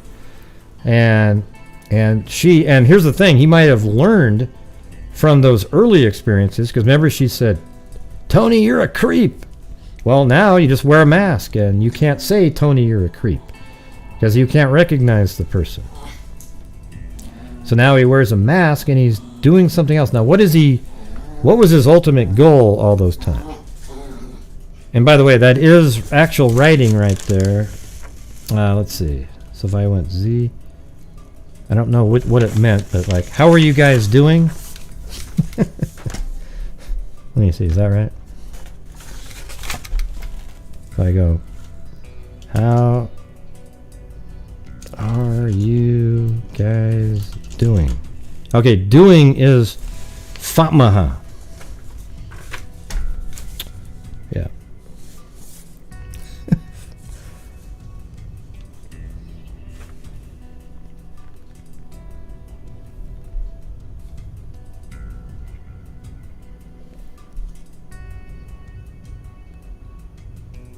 I don't know how many other incidents there are. But you have this one when he's younger. He obviously, I mean, like, this guy's a sexual deviant, No matter what. I mean, first of all, there's a whole bunch of things. He, goes to brothels with his son, okay? He names his kid after a bar, like a strip joint called, I think it was called Keg and Stein, Stein of beer. So that's a real thing that happened. So, he wants to remember the strip place by saying his son's name every time. It's just, and then you've got that story. You've got the one where, he would make phone calls to various women and be breathing heavy and, play with himself and stuff. He even admitted to that on the phone. It's just really, it's incredible. So what was he doing? Here's the thing. I could picture him being somebody that, and who did the search about the Sandy Hook bodies, So here we could have a guy here that has this really perverse sexual desire, fantasy stuff, and maybe he's actually not the killer of the girls, but maybe is somebody who's out there trying to get certain types of material and even will set it up for somebody else to do it. But, again, he could very well be the person, too. Right? Hey, Chloe, what's going on? Hey, we got to go watch it.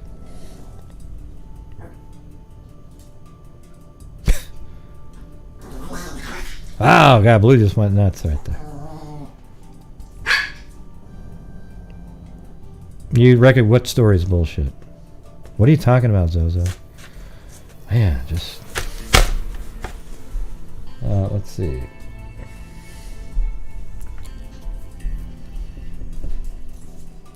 I don't know what that means.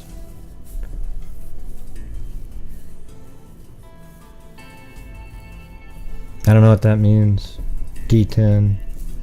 No idea.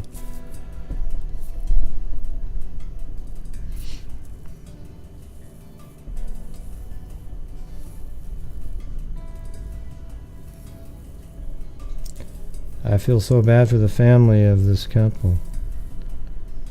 Here goes Stevie again. Yeah.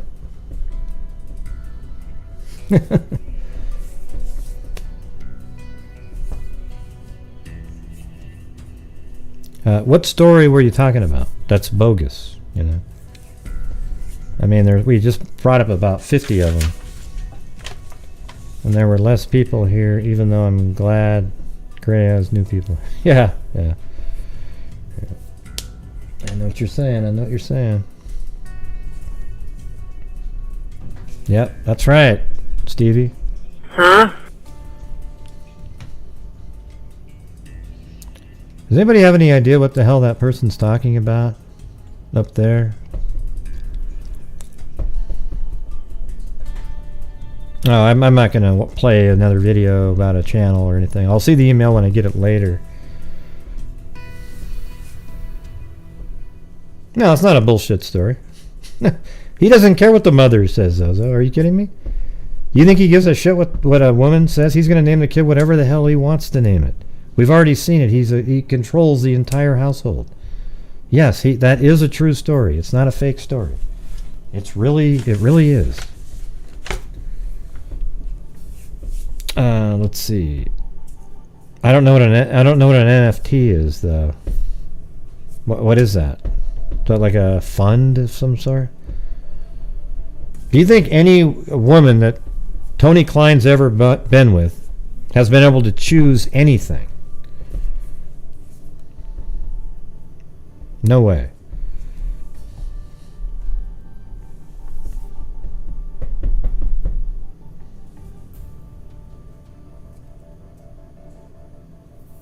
Yeah, there's no way in hell. Yeah, I mean, look at what he did with his second wife, I guess. I don't know if he was married before. He obviously probably got divorced, but he might have just had a child with somebody. But, and he probably... I bet you anything that the biological mother allowed Tony to have Kagan, knowing what the ramifications would be. Yeah, I thought maybe there were funds, Dan, like some sort of a mutual fund or something.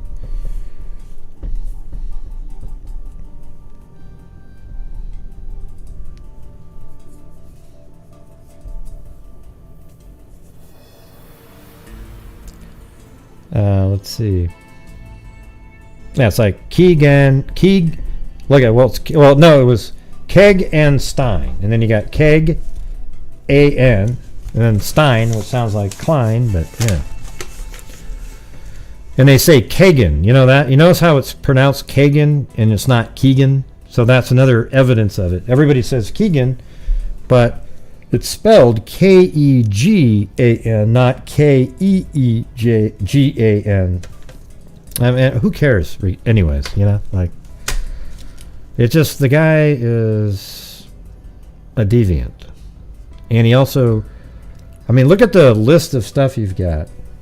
He punches a 4-year-old girl in the face, shoots her in the arm with a BB gun, where it lodges in her skin, after chasing her down, or says, run, run, run, boom, shoots her. Then he tries to chase her down with like a RTV, or like a quad or whatever, and then she runs up a tree, falls out and breaks her leg. And, you know, again, punched her in the face, punched his wife in the face, and then another incident, punched the son, the stepson, and beat him and then bashed his head in a toilet. I mean, this guy, he seems to get off on that kind of stuff, you know? Right, it does explain why it's Kagan, not Keegan, like everybody else says.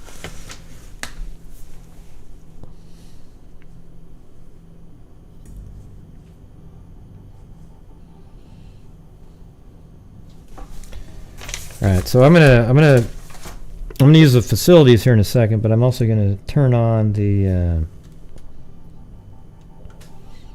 We're gonna do Zoom. All right. Here we go. We're gonna give it a whirl, everybody. We're gonna give it a whirl. Ding ding ding ding ding ding.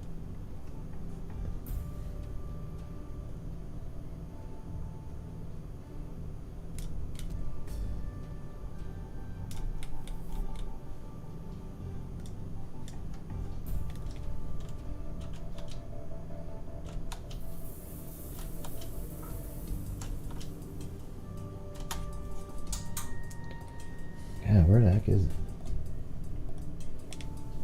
Now there it is over here.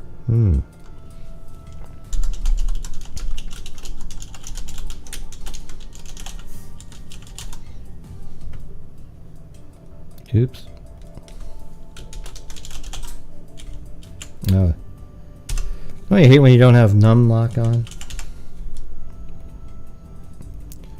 Thank you, Georgina Stoliker. And Nikki 124. Hey, you gonna help start a wave? Awesome. Yes. Excellent. Ding ding ding ding ding ding. Huh? I don't even know what that means.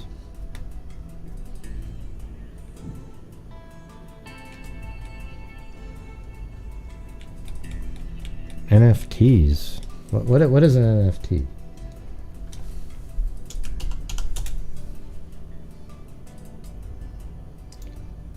What does NFT? Non-fungible token. Oh, I think there isn't it like Bitcoin or some shit like that. I don't know what it is.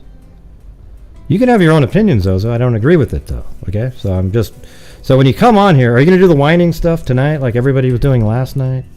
Because I don't agree with you, and I explained why, and you just don't want to believe in anything that they say, okay? So you don't need to come on whining again. It's starting to sound like last night again. Hey, thank you, True Crime Maria. Yeah, so when people say, can I have an opinion? Yeah, you can have an opinion, but if I don't agree with it, I'm going to tell you that I don't agree with it. And that's okay, because that's what I get to do, you know, like you get to disagree with me too. You do it all the time. I'm not sure why that's a big issue for everybody. It just is what it is, you know. Thanks, Lori Staggs. Yeah, it's okay to, you know, you can have your opinion, but I'm going to disagree with it, you know. He's called Kagan. You know, not Keegan, and they have a story of how it came about. Doesn't mean it's true, doesn't mean it's not, but I don't agree that it's not true. And why can't we just say that? I don't understand why that's going to cause somebody a problem. He could not afford a car because he did not work. All right, let me get to the...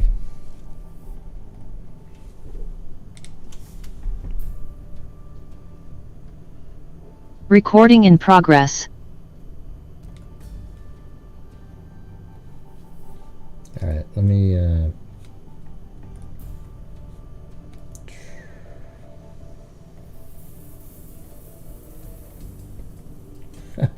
How do people come up with that phrasing? Allow participants to rename themselves. Yeah? Enable unmute themselves. No.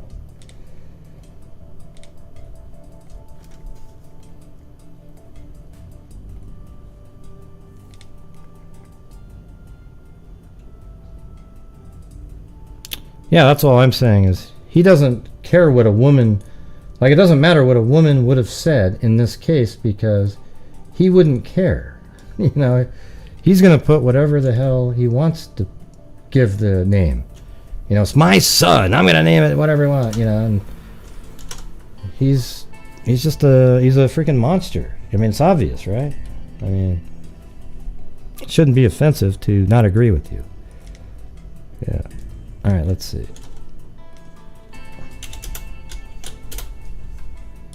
All right, there you go. Yeah, but I guess I have to. What am I supposed to say? I guess. Yeah, that's right. The stepbrother said that. Right, exactly. Like, if I don't agree, am I not supposed to say it? I don't get it. It gets confusing sometimes.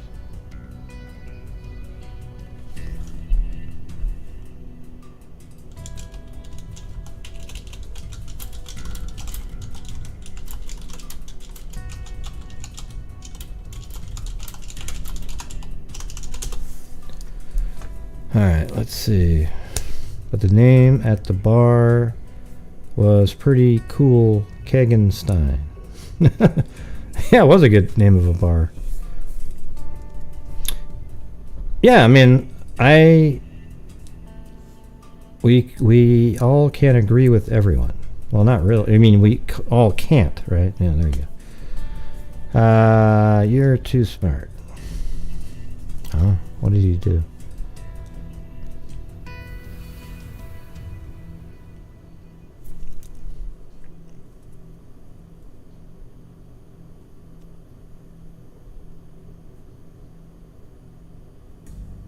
I think, didn't you just do a cut and paste there, Dan?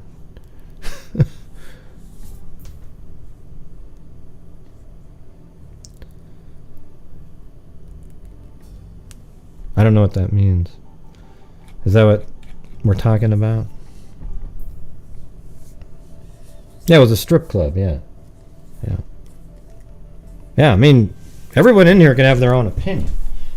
I mean, just the fact, just because I can come back and say, nah, I don't agree with that.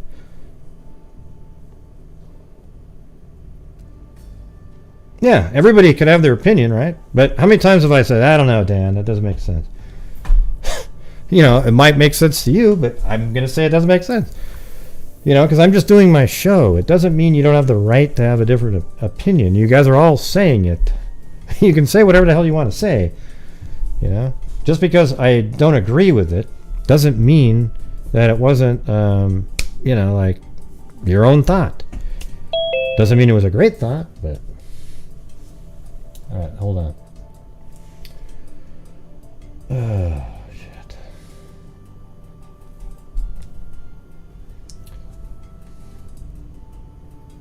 Alright, 707 again. What's going on? But you said under your breath, you know. I went, oh, shit, here we go. I say it every time. I do it every time. Most of the time I go, oh boy, here we go. At least it wasn't that. It was, you know. What's going on? What's going on is that I have a question or a concern about some, you know, and I said it before, about what went on in Las Vegas, how much time they needed there, and how they would have had to explain, or felt they had to explain, you know, where they were and what they were doing. Kagan obviously felt impelled to mention that they were going to go to a courthouse, a brothel, right? Mm-hmm. To fill in time, because they have to account for perhaps what they might have done to potentially market a potential artifact from the murder of those two girls. Now, he picked going to a brothel. Howsoever, the closest brothel to Vegas is no less than an hour away they say traffic permitting. It's not called the Bunny Ranch. There's no such place. Didn't you bring this up the last time? Yeah. Yeah, but I'm trying to say, to me, that it's kind of almost to me an afterthought of him bringing up, oh yeah, me and my dad are going to this, to this brothel together. It's to me like he's trying to account for something in a narrative. He's got a gap of time in his visit to Las Vegas, so he just picked out of his perverted little head, Dad and I went to a brothel together. But there's no Bunny Ranch in the place where the brothels outside of Las Vegas are. The Bunny Ranch is 7 hours away. I think he just picked a famous brothel off the top of his head and mentioned it in order to have some accountability for a space of time. Yeah, it That's could be.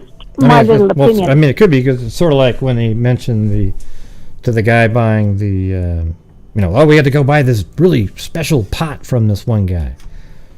But he kept saying it over and over and over again, and I don't even think that's what that was about. It sounds like it was trying to cover for what it was really about, or I don't know, maybe he's trying to account for some time there too. Yeah, that's what I'm thinking in the back of my mind, or in the front of my mind actually, is that he's doing a bit of work to fill in a jigsaw puzzle of the chronology of his time in Vegas with his dog. And I think the pot and pan thing, that was ludicrous. And mentioning a brothel that doesn't exist within 7 hours of where you are in Vegas, that's ludicrous too. It also was ludicrous to say, well, my dad didn't like the prices, blah, blah, blah, because he wouldn't have known. Well, but here's the thing is, ahead of time. He never went to the Bunny Ranch, though. I mean, they said that they thought of going there, but, it was just, it was going to be $500, so, but we'd spend $250 for something. So they never actually claimed to go there, so maybe there's another reason, but I don't know if it was to cover for some time. No. All he said was we were thinking of going there, but I'm wondering why he's saying that. Why would he even bring that up in a conversation? Let me ask you this: like, why would you ever bring up the Bunny Ranch if you didn't go to the Bunny Ranch? I guess he looked it up, though, right? Like there was something he looked up. Maybe let me see what he said. Well, he did it wrong. There's no Bunny Ranch there, The famous Bunny Ranch is up, actually in Fallon County, up near Reno. I did some extensive research on Bunny Ranches. Yeah, right here it says, because you did. This is a question, guy. Hold on. It says, because you had and you had mentioned in your interview that you guys had looked at going to the Bunny Ranch. Okay, so.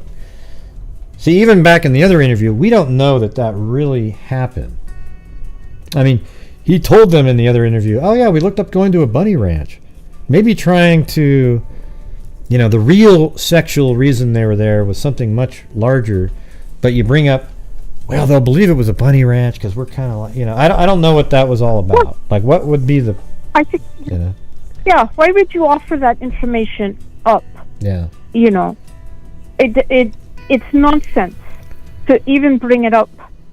And then it's obvious also that Kagan doesn't understand the pricing of how that happens in a brothel. I didn't either until I did my research. It's fascinating. Anyway, I'm just very confused why he is inserting things in his timeline that are obviously false. Okay, because you can't call up a brothel and they're going to tell you it's $500. They can't do that. It makes them, it puts them in a poor legal standing. So what it is that the employees or the contractors have said, Bunny Ranch are the ones that set their own prices. And it's interesting that he brought it up, though. I wonder if they're trying to get somewhere here. I mean, what are they trying to? Let's see. That you guys had looked up. They're bringing it up with him, to make it, they're trying to suggest, well, look at you and your dad, or that you do sexual things together. I mean, you go to a bunny ranch, for God's sakes. So why wouldn't you be sharing the, like, hey, Dad, look at this hot girl, like, that's what they're trying to get him to say. And he goes, well, that's weird to do that with my dad. Well, is it really that weird if you guys were talking about going to a bunny ranch together? And then they got into really specifics. Well, my dad would only pay like $250 for, this particular sexual act. $500 was just a little too much. So it's weird. He got kind of trapped in there with that. But then why did he bring up originally, like a year, whenever the first interview that they're referring to, why did he bring up the bunny ranch in that one that they'd looked up going there? Yeah. But they looked in the wrong place, obviously. But that's why I think it's not a true statement. I think it's just something. It's a filler, and he's just trying to fill up a chunk of time or give a narrative to excuse some event. And I think, like you said, he might have got himself into a bit of a pickle as opposed to be getting out of a pickle. Yeah, because what he did was he all of a sudden he suggested that you and your dad go out and do sexual, going to a bunny ranch together. I mean, that's crazy. And you're not going to share a picture on a phone. And of course, his dad at that point. But if that's not a true story that they went to looked up going to the bunny ranch, then maybe then that sort of helps him out that he wouldn't have shared that. But I don't know. It's just weird. It is weird, and I get curious when people insert obviously weird and untruths into a narrative that a timeline might be important. Because my personal opinion is that you don't really need to be in Las Vegas to sell snuff films, but you might want to do it from Vegas so that you don't do it from Peru, Indiana. Las Vegas is a big city. Lots of hotels, lots of phones in the hotels, phones here, there, and everywhere. Yeah, the guy wasn't really a pot dealer, and I don't know. I'm just trying to think through. I'd like to hear the original interview where he brought that up. Like, hey, what do you guys do in Vegas? Wait. We went and tried to get hold of a brothel and, sightseeing. Take lessons to be be a card dealer. That was bizarre too, because it takes months to learn how. But it's just like I say, and I'm repeating myself now. I'm getting. He couldn't be a card dealer. He's got these mitts. Well, he's got these mitts. Like he wouldn't be able to get the card out of his fingers. It would just stick to it. Exactly. Especially after he ate some Cheetos or something, man. That yellow shit would get all over the cards and just ruin it. Oh God, wouldn't it be dreadful? You could see and think about if he was working the craps table. Yeah. All that on the green, that would be horrible. Sucking on his fingers, eating Cheetos. Yeah, that'd be good stuff, Yeah, that would be brilliant. So I'll take enough of your time. It's just that I wanted to bring up the fact that I think he's executing some really big fibs that do him no good and might be very interesting. But he never went to a bunny ranch. No. I don't know if he would know what to do at a bunny ranch, because my personal Susanna opinion, is the guy's a virgin. That's my opinion. Well, you never know. Anyway. All right. You never know. I mean, who would sleep with that? Especially if that had no money. Well, even if he had money, is what I'm trying to say.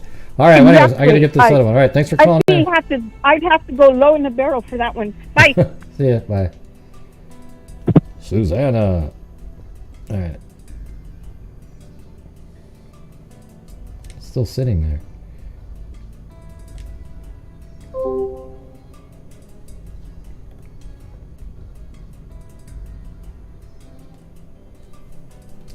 All right, 450. Hello. Yeah, great. Yeah, hey, who's this? Michael, how are you? Pretty good. How's it going? No, not bad. I just want to go over a couple of things with you. Oh yeah. First of all, you recognize me? Well, I remember your seem to voice. have- Yeah. Right. They seem to have DNA. Well, it's Like, really a it's weak almost sample been- of it. Yeah. If they had DNA, Yeah, there would have the been an arrest made already. If they had a really good sample. No, but Kelsey's on video saying they said. I know, but for- I've been aware of the they whole said- thing the whole time. They have a really weak sample. They don't know what, it's really. So you're aware of it, because Kelsey German said that they told her that the killer's eyes were definitely not blue. Well, that's because there was a Anyways, witness. No, that's not what they said. There was an eyewitness early on, and they actually said it at the press conference when they put out the first sketch that they released. Was It wasn't that it was a based- woman who saw, and he said she wasn't sure what his eye colors were. She was just sure that they weren't blue. To me, that meant they were hazel color, not brown or dark, because you'd be able to say, well, he had really dark eyes. But it wasn't blue, because blue stands out. Like you'd see someone with blue eyes, you go, oh my God, look how blue those are. It wasn't. But hazel is really, but hazel is really, it's light, but it's not blue. So that's why I would say it's more of a hazel. All right, what do you got? Okay, so it was based on an eyewitness and not DNA. That's what you're saying. Yeah. Okay, so the sample they have is really weak. Because I have a feeling that's why they were like excluding Tony. But I read up on something called a human chimera. Someone could have like two different sets of DNA. So I was just hoping that they took his blood and not just the hair follicle. That's the only idea I had. But if you're saying that the eye color was based on a eyewitness, then forget it. Because I heard Kelsey on a video say that they told her that the eyes were definitely not blue. But you're When they saying said, it's an I know, but when they said they, who's they? Kelsey German. I know, but you said Kelsey Police would've said told. they, She was right? And then how would the police have got that information from that same witness that I just told you about? Right. So okay, you're saying it's a witness. You don't get mad at me. I was saying that maybe it was because of DNA, because they did a phenotype. But if you're saying it's a witness, you seem to have like inside information. All right. No, Okay, it's so not. Well, anyways, no, I but it's just- not. No, it's not inside information. It's literally in the press conference early on when they came up with that first sketch with the scruffy beard and everything. Right. Yeah, it's not. So it's not inside information. I'm just saying I know that we've had a guy on the show that's he had really good knowledge, and it's even more bolstered by these documents that came out, stuff that he told me.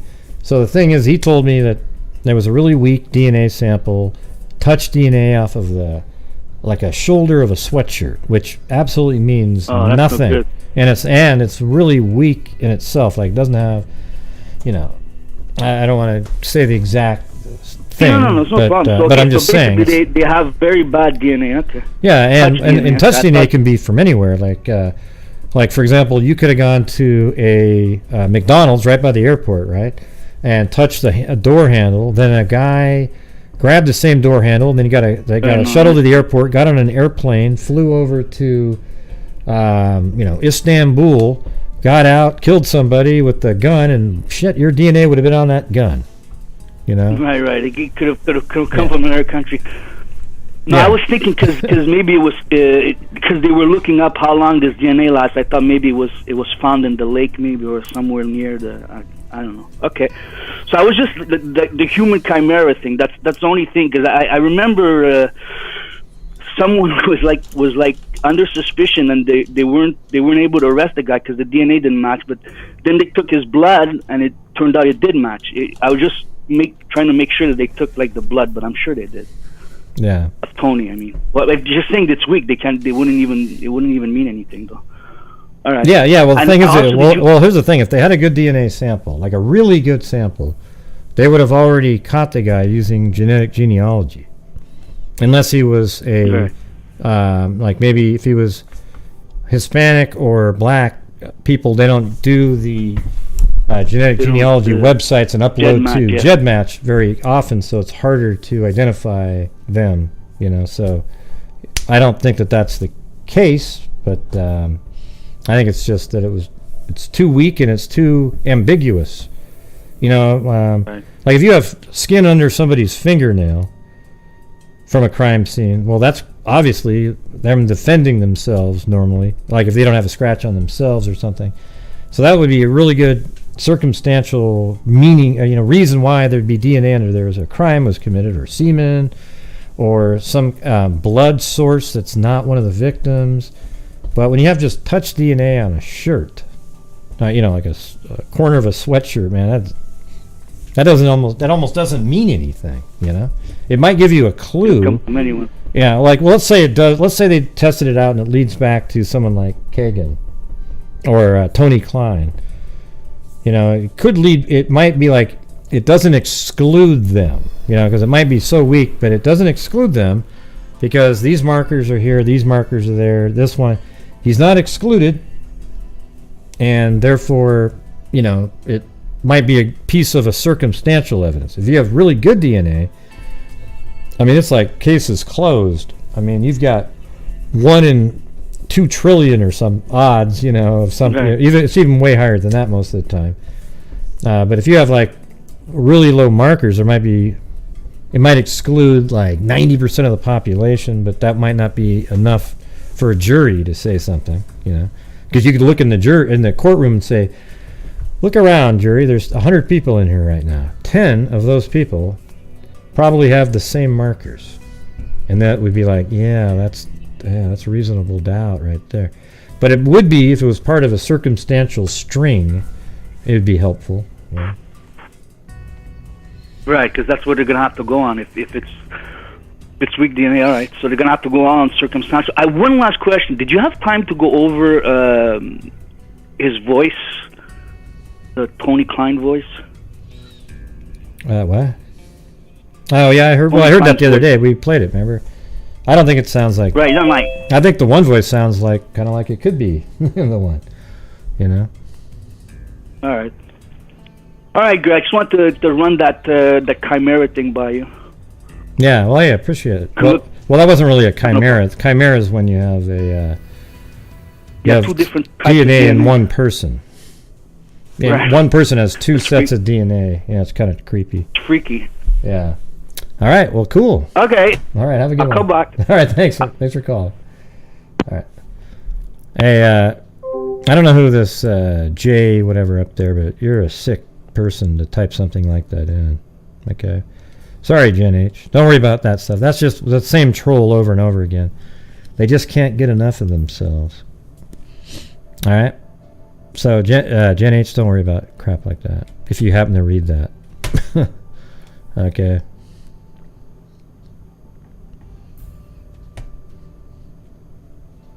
And I'm gotta screenshot that one. Whew. Wow. That's some sick ass shit right there. Alright. Gonna go ahead and save that in that folder. And we'll get them to track that one down too.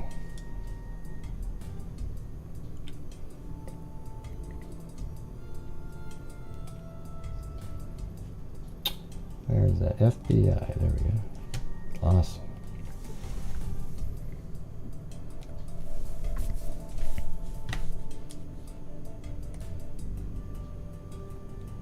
Are you there, Gen H? Say something. And I can't control the wackos that show up. But see, that's why we're, if we just go to members only, it avoids that stuff. And I know it's unfortunate for a lot of you, but I want to do it.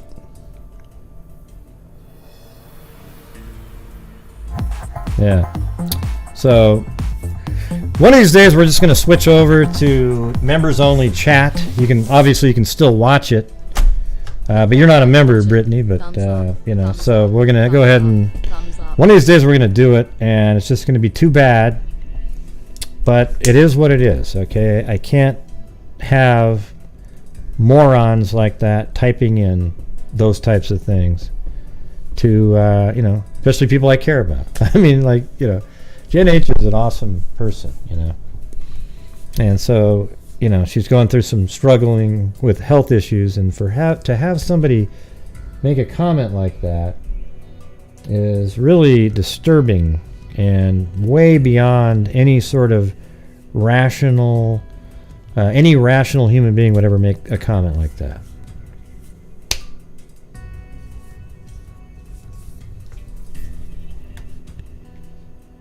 Nope.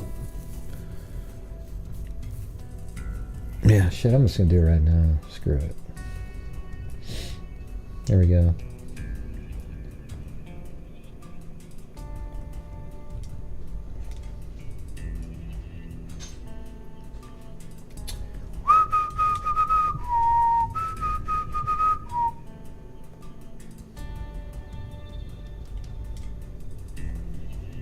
All right, there we go.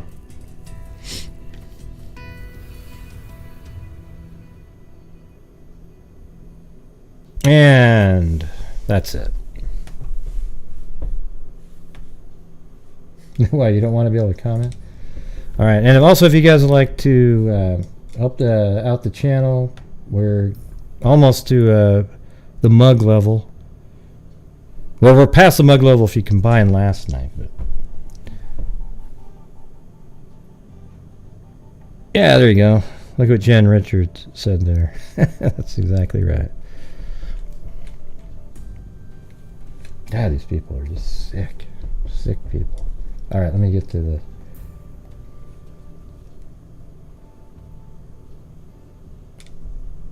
All right, I think 574 was next. How's it going? How's it going?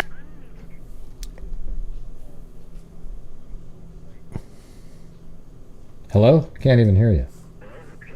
I can't hear you. Can't hear you. Hello? Hello? Is anybody there? Hello? I can't hear you.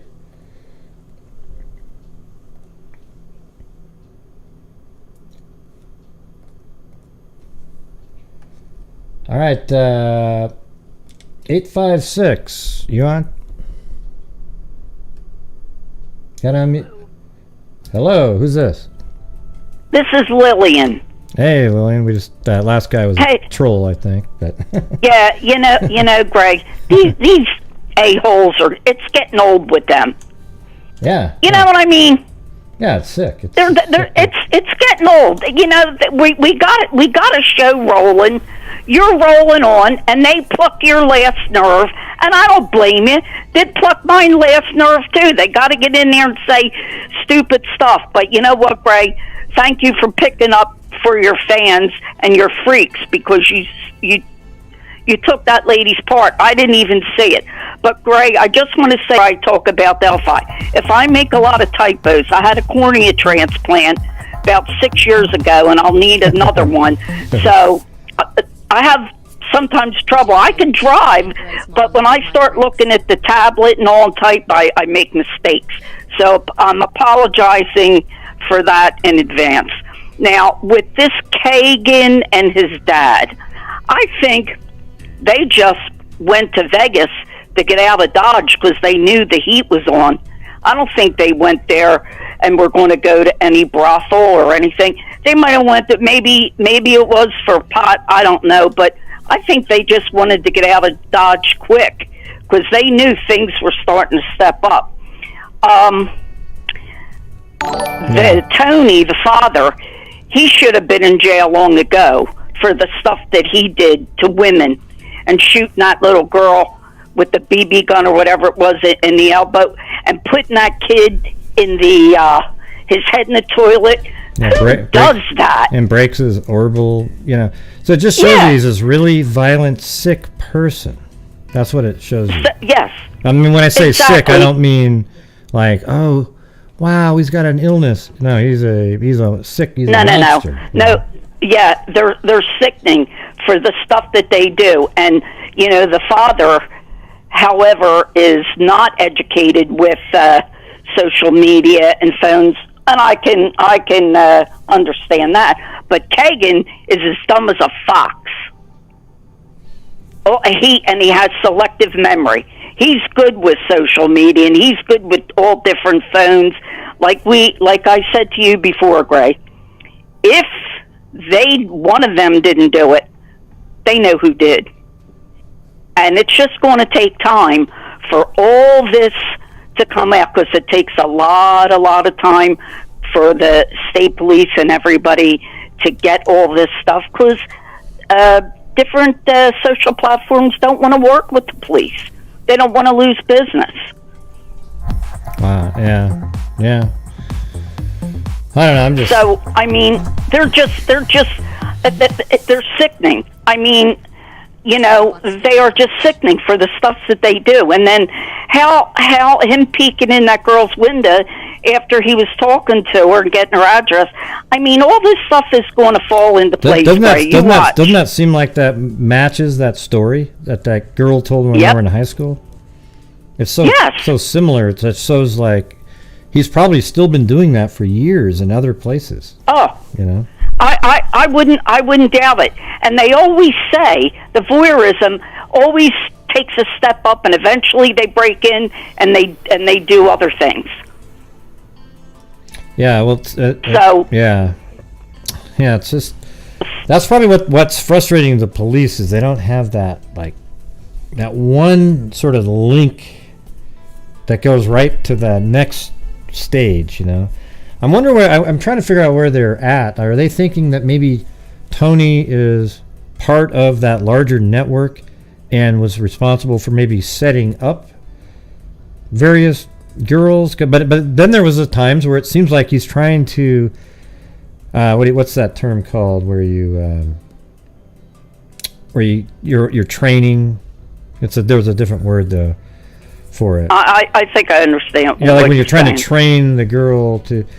I can't remember what's. Yeah, I know it's on the tip of my tongue too. Shit, that sucks. But anyways, they, like he's trying to get them to be used to grooming. Recruit. Grooming is the word. Grooming. Dan Carr pulled it up first. Now we get a whole bunch of them. Here we go. I got to do the auctioneer now. Grooming. Here we go. But yeah, Gray also. For his age. I don't know. I've heard. Let me just say this. Remember what you're going to say, but the part I was saying was it was grooming about his age. Remember all those texts with Emily Ann, like, hey, what's your oldest one? Hey, would you ever want to meet a 46-year-old? Or, hey, well, check it out. Yep, I remember that. And Gray, C.C. Moore, you know that. Yep. But there's another lab that I was watching, and I'm sure you know about it, Ortham Labs. Now, they can do very, very limited, according to the director or the one that owns the lab, they can do very, very minute DNA. Mm-hmm. And they can do wonders. So I was wondering why maybe they could try that, because anything now, I mean, we're over 5 years, so they need to try other things as far as laboratories. That they were getting DNA off of a rock. I mean, I never heard of such a thing.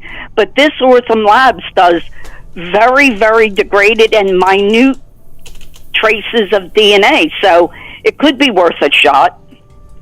You know what's weird is when even when there's just one cell, there's a full DNA profile in that cell, but they don't seem to have the ability yet to do that or something. I mean, it's weird.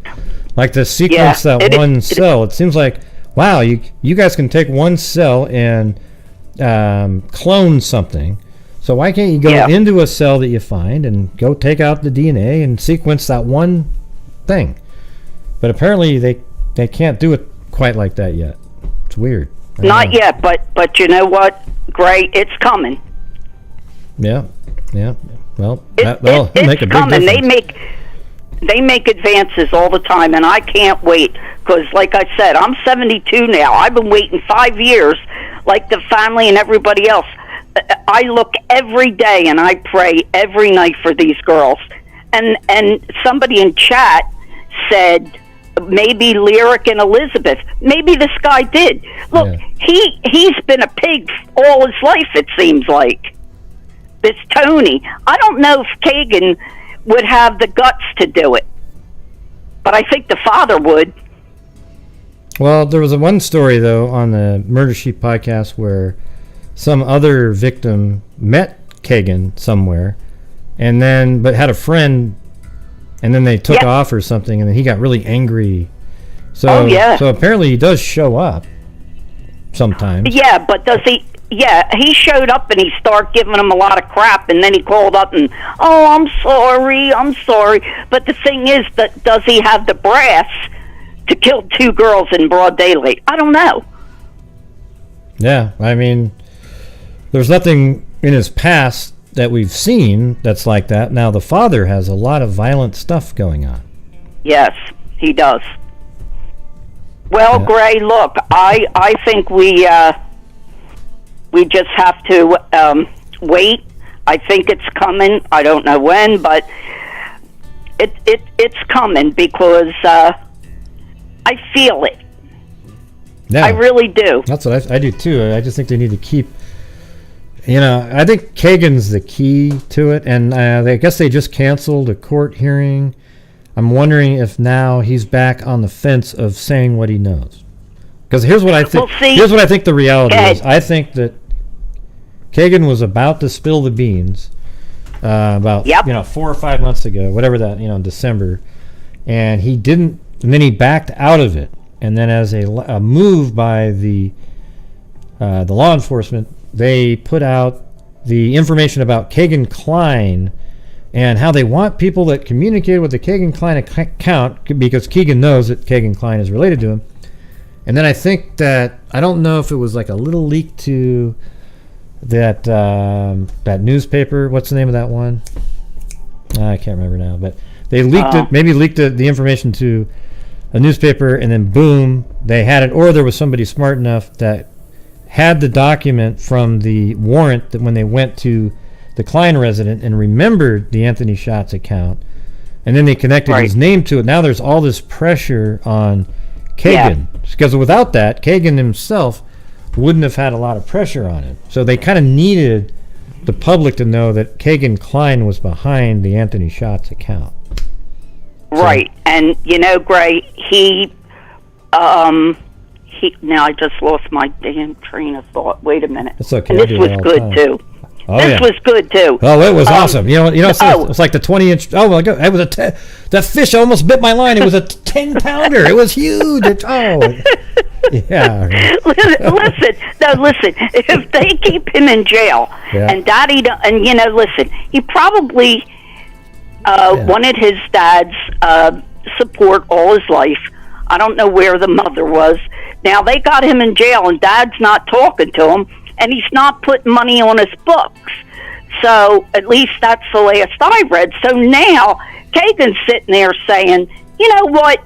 I'm getting sick and tired of sitting here. I'm not taking this rap for everybody, for him and everybody else.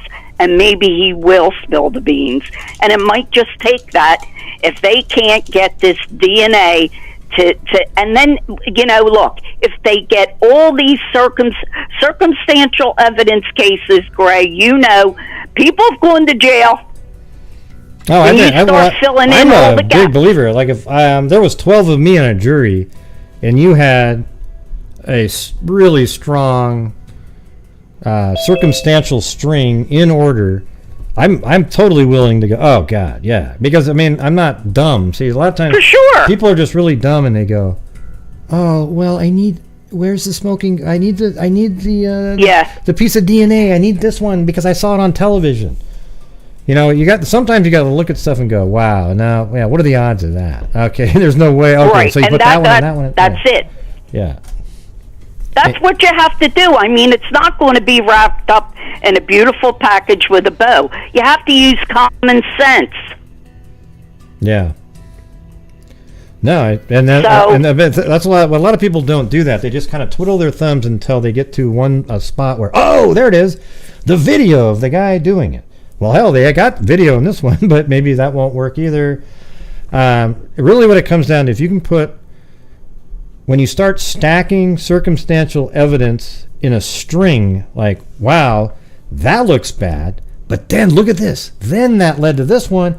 And then how do you get to that final part if it isn't connected? Because it's like you have all these things that lead to something, and it's not I mean, I always think that there's levels of circumstantial evidence. Sometimes it's like, yeah, but some of it is incredible, It's going to come out one day when you and I have time to talk about something else. I was robbed with a sawed-off shotgun and a pistol in my face when I was 23. You'll love how I responded. Let me see. You took your hand and you whacked the gun and punched him in the face. No, I didn't. I got up and went in the closet like he told me, but they caught him. Okay. Man, and I locked the door. But you ruined the story. You had such a great... you could have had anything. Well, there's a little more to it. God, it looked like Mannix. They had helicopters, boats, dogs, and man, I was scared to death. They had pillowcases over their heads with the eyes cut out. Oh, man. Jeez. That's like a real true crime story right there. Gray, I was 23 years old, and two of the attendants, I managed it at the time. I always did untraditional jobs until I got with transit at 34 years there, and one of the guys said, "You don't do a lot of things right, but you sure did save our life here." Oh, man. I locked the door, but a guy pulled in and they ran, but I was set up. Like I said, there's a lot to this story. But it was that's why when people say, "Oh, you got to run, you got to do this," well, you know don't know you should what keep you're going to do. Because I used to do these call-in nights where it's called Your True Crime Story. So now you're going to have to call in and tell it one of these nights. There you go. Okay, I will definitely do that. So don't listen, spill you all probably the have other calls. I do have another call. You probably have other calls, but Gray, I can't wait until Libby's family and Abby's family. It'll never bring these two little girls back. Yep. And they'll never get over it. I don't believe in closure. You just move on. You learn to live with it. But and these two little girls are going to get justice, and I can't wait. And thanks for taking my call.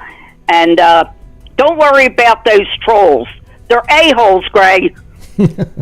That's right. All right. Well, thank you. All right. Calling in. All right, I'll talk. All right. I'll talk to you. Okay. All right. This is the Jersey girl. You know it. All right. Have a good one. See you later. Talk to you, Greg. All right. Bye-bye.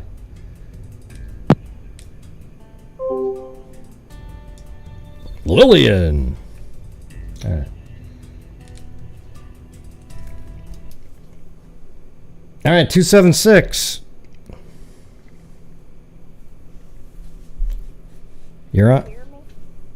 Yep, I can hear you. Hello? Yep, I can hear you. Okay, this is Kristen Cure making my second phone call now. Hey, all right. I'm getting brave. This is just a short question, and you may have already addressed it. You know the picture of Kagan and his father at Hoover Dam? Yeah, when they're standing next to each other. Was that photoshopped? I don't think so. I don't know. What difference does it make?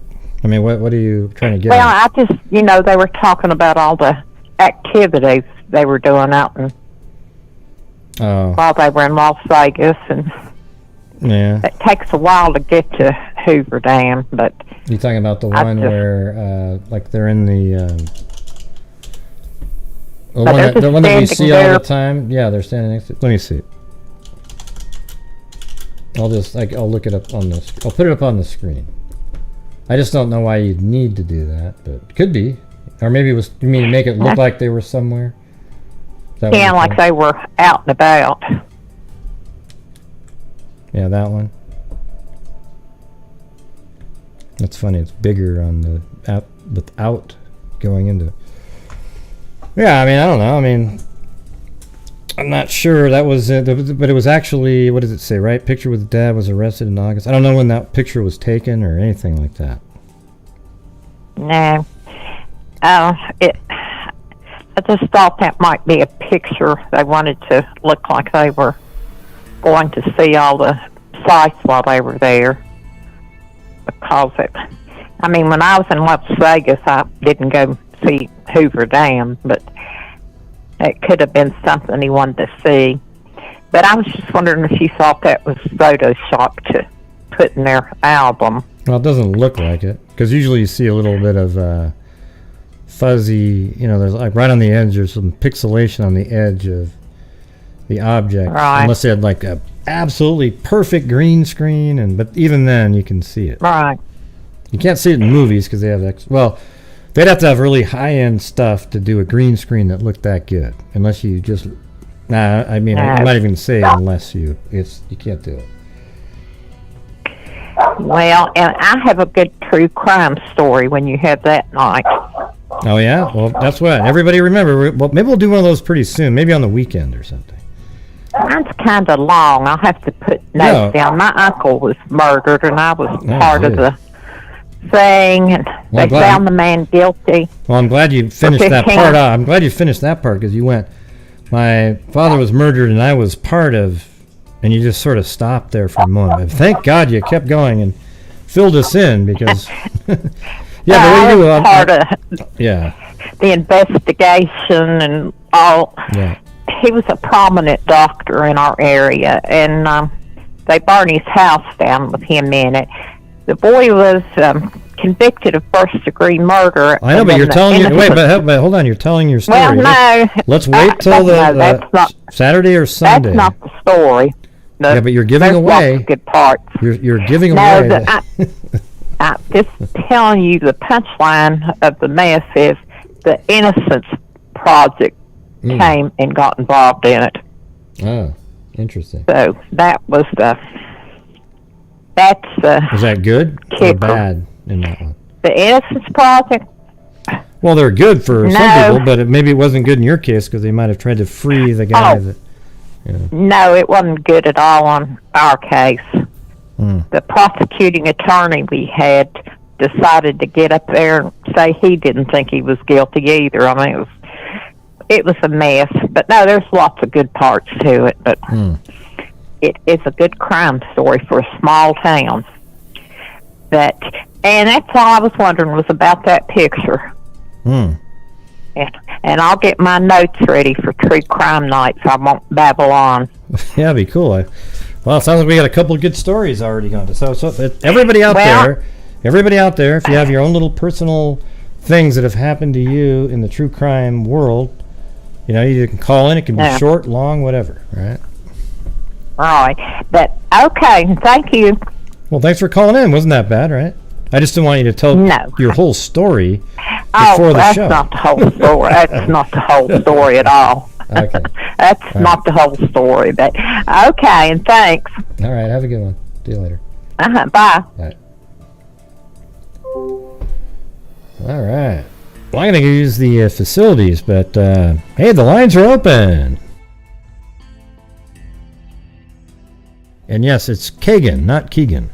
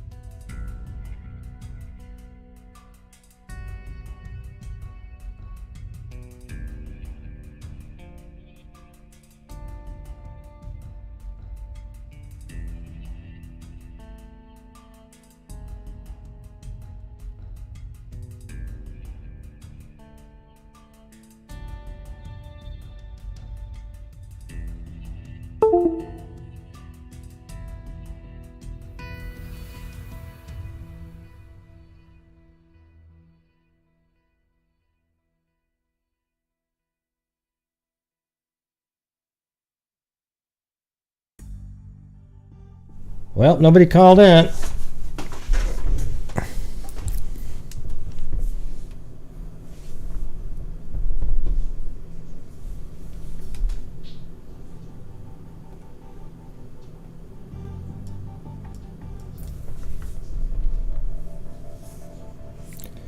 Man, Kami, you almost feel like you seem like you want to go on a date. I mean, every 2 minutes you say the same thing over and over and over again.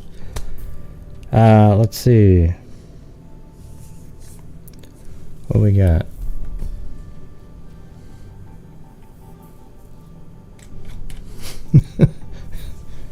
Strange. Wow.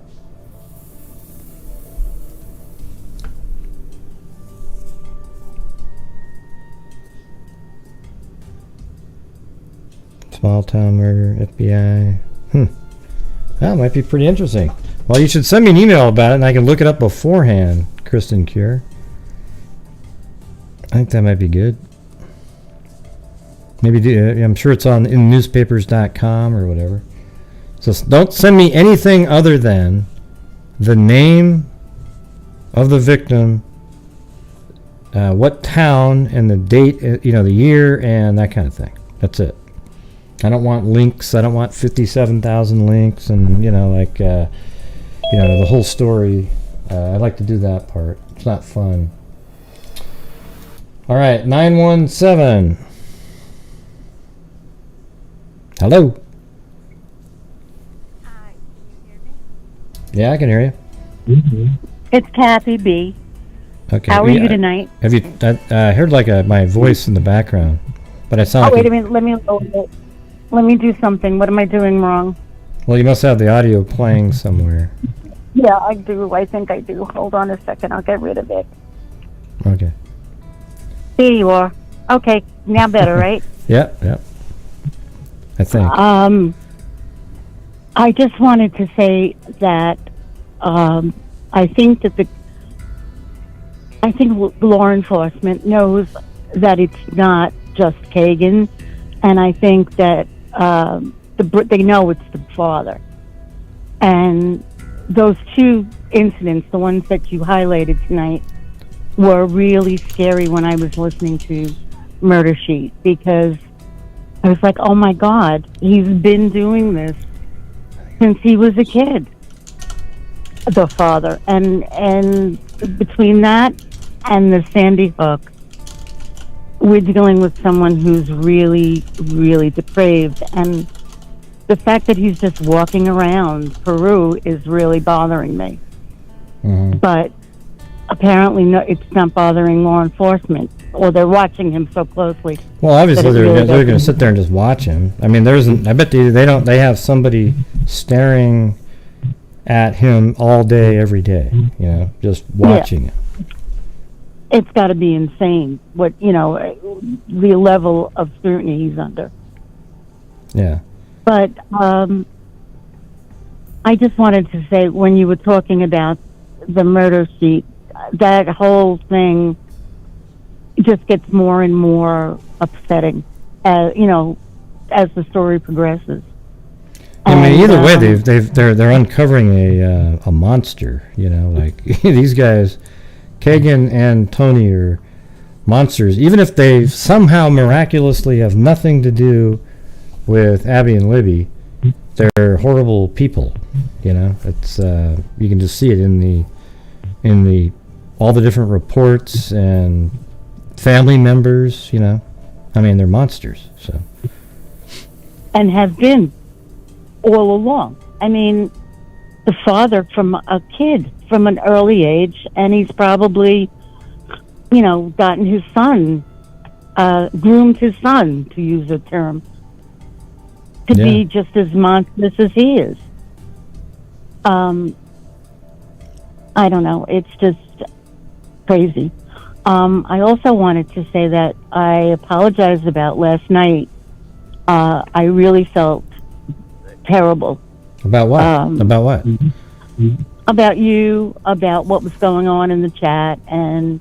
No, but you don't have to apologize to anybody. I mean... I just felt bad. I mean, it was just needless. Well, it was just kind of a weird night, because everybody is just bickering amongst themselves. I just want everybody to be, get along in the chat. There's no groups. If I start seeing groups and, people battling against other people, I'm just going to, start wiping people off the channel, because I just don't want to deal with that shit. Everybody on here is the Freak family, we're all just kind of trying to work through these crimes together. And I don't know, it was just really weird last night. It was just kind of like I wasn't in a great mood to begin with, but it never really, I just never really, I never had a moment to get into a good mood because, yeah, I couldn't get in a good mood because it just was ridiculous in the chat. Well, and just, it seemed like Mean Girls, and I was like, no, this is high school. We're not in the high school lunchroom. We're not in the cafeteria. Yeah. Let's stop. But I just wanted to say that I last night was my first experience with a really difficult night. I have no complaints on how you handled it. Not that you would even care whether I had a complaint about it, but well, I do care. It's just, I know that you do. I'm just do what I do. I just wanted, it was my first experience with a difficult night, and I didn't, I just thought, I was surprised that when you came back. Well, I just had to leave for a minute because I was just going to start going off, because I was just like, okay, I'll go over here, go get a beer or something. Just, didn't get much better, but at least, yeah. No, I didn't, and I just thought you were going to call the show off, and that would be it. Good night and good luck, and you didn't, which was amazing to me. I was just, I don't know. I mean, every once in a while there's bad nights, I mean, I thought the stuff we went over was interesting, but it was just like people weren't really paying it. I mean, a lot of people pay attention and they don't type. But what's discouraging is when the people that are actually thinking enough to type, where nothing had to do with anything that we're talking about, and it was that interesting case with the bombing, And that whole case of bombing blew my mind. Yeah, it was really interesting, but it was strange where nothing, it was just bickering back and forth and people saying this and that and the other thing. And all I can liken it to, when you sort of picture maybe somebody giving a speech or a comedian and everybody in the crowd's yakking away talking about something else. That's what it feels like, whether or not you guys understand that part. I mean, I understand everything isn't about... Like if I'm doing a show, I don't care if you're talking about, oh man, my dog was sick today and stuff like that. It's like you're bickering, when there's bickering and stuff, and petty little fights and squabbles going on, that's where it's like, wow, I mean, that's not even, you're not even having a good time not paying attention. Yeah, you're not going to at least start telling jokes. If you don't want to hear that, then be humorous or be entertaining, not squabbling. That was crazy. And Gen H, I'm really sorry if that message that came in was horrible. Nobody deserves to be treated badly. Certainly not by a troll. Yeah, I mean, the guy that types those in, I think they're always the same person. They're just a sick, demented person. They're actually going to go after somebody that has nothing to do with anything. Regarding me, they have nothing to do with me. It's like they're a moderator, but what does that have to do with you not liking me? I mean, it's really crazy shit, So I don't know. And how long do I have to be a member before I could be a moderator? I know. I don't know. Okay. I'm kidding. Yeah. All right. Well, maybe one of these days I'll be able to win my everything mug, and well, there you go. You never know. Well, thanks again. I just wanted to, how I feel about you and the program. Yeah. I love it. Thank you. Well, thank you. Well, thanks for calling in and being supportive. I appreciate it. All right. I try to be. Thank you. All right. Have a good night. All right. You too. Bye. Yeah. Yeah, so, yeah, thanks. Are you still there? Oh, thanks, Kathy, for calling in. Yeah, I mean, it was neat, I mean, I don't know how to do it, see, here's the thing. YouTube is different than radio or anything like that, right?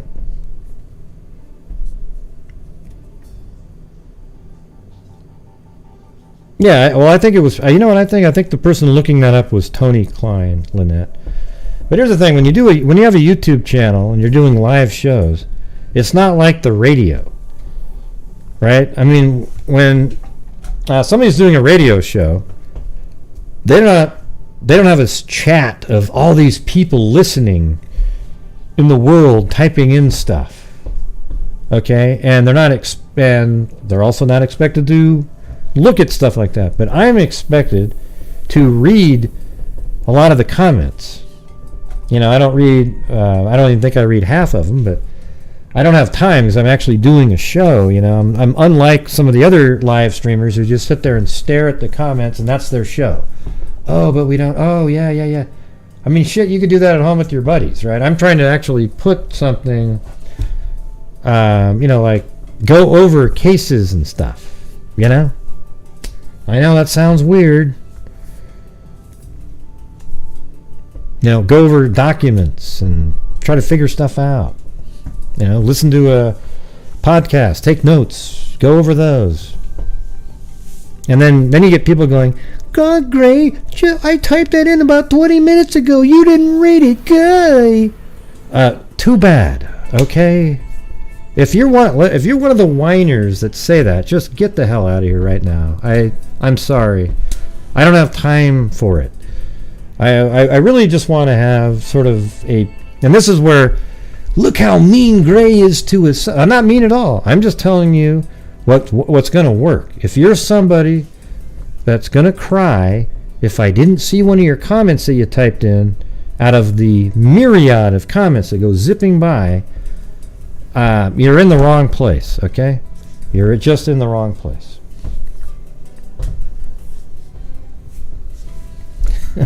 Uh-oh. Here we go. Rita Schaefer threw me in prison. Yeah. So tonight we're on course I'll do a tumbler and then a mug from last night. But let's see if we can get to that. Yeah, it's cool that most of you get along. It's just, there's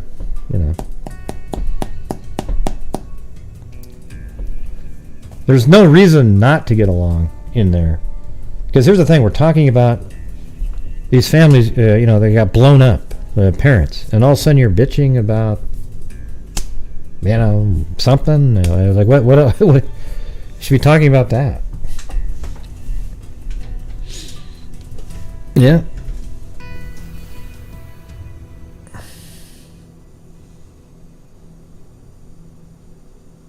Oh, yeah.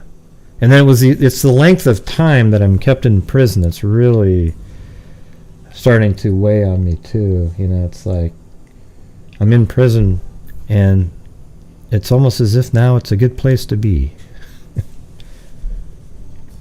Hell, I'm gonna put you guys in here.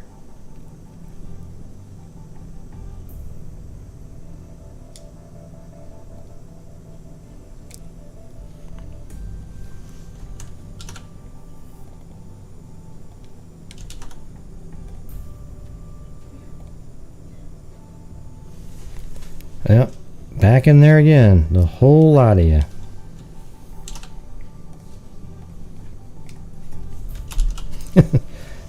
I listened this morning, thought it was actually a great show. Oh, how did you listen to it this morning?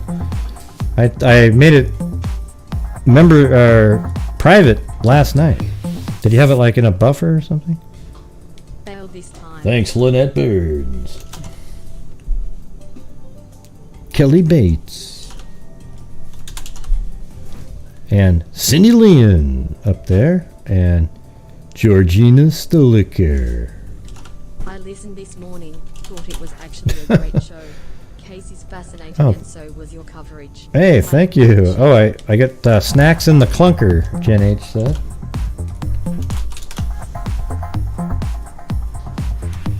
Wow, you're able to listen to it on a buffer. That's crazy. I like when you are so mean. You do? Alright, I'll get you guys out of there.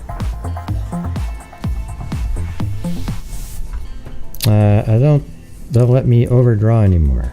I don't know what that means. Oh, don't think. Okay. Chewbacca? Yeah, well, I don't want you sending something in if you're overdrawing. I told you that 100 times. Oh yeah. I made it so it's private. It's not even available anymore.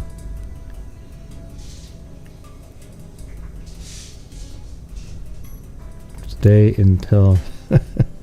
Oh, don't worry about it. All right, I'm gonna get out of here.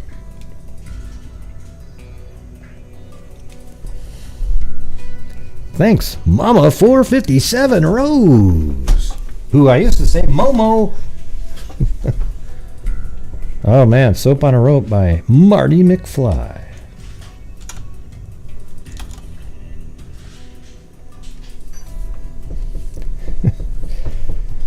Yeah, McFly. Man, what do you guys think of that movie, Back to the Future? I kind of liked it at the time.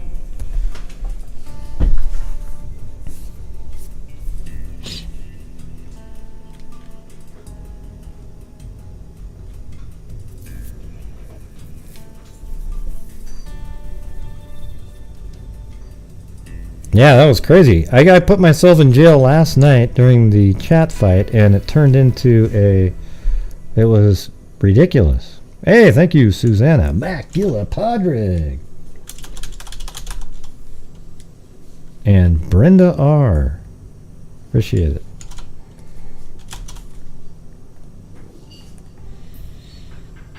What's today? Today's the 7th. How about on the 10th we'll make a donation somewhere. Wait, what's today? So tomorrow is the 8th, Sunday night. Does that sound good? We'll find a place to do a donation. Oh wow, he went down here, and thank you, AB Justice League. And Kathy B. Thanks for the call. And thanks for the call, Lillian. It's always kind of fun to when you call in. I've seen you on a million. See, here's the thing, everybody. Lillian calls in to a lot of different shows, you know. So she doesn't struggle to call in. Like, she doesn't need the wow, man, you know. I'm just saying, it's sort of like if somebody was a really good basketball player and then you said to somebody, man, you're a really good basketball player. Hey, you're a really good basketball player. Hey, you're a really good basketball player. It's like, yeah, I know. I've been doing it a long time. Although it is nice to get compliments. I'm just letting you know that she's a seasoned pro. Yes, I used to see her all over the place. You still you don't do it anymore? Well, I used to see you on like, well, I won't say one of the places I'd see you, but yeah. But I mean, I've seen you on Web Sleuths. You know, you're on there.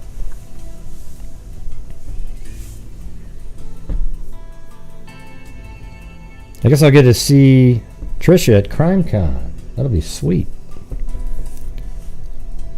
Yeah, I guess so. Yeah, it's weird, Cammy. Really bizarre. Let's see.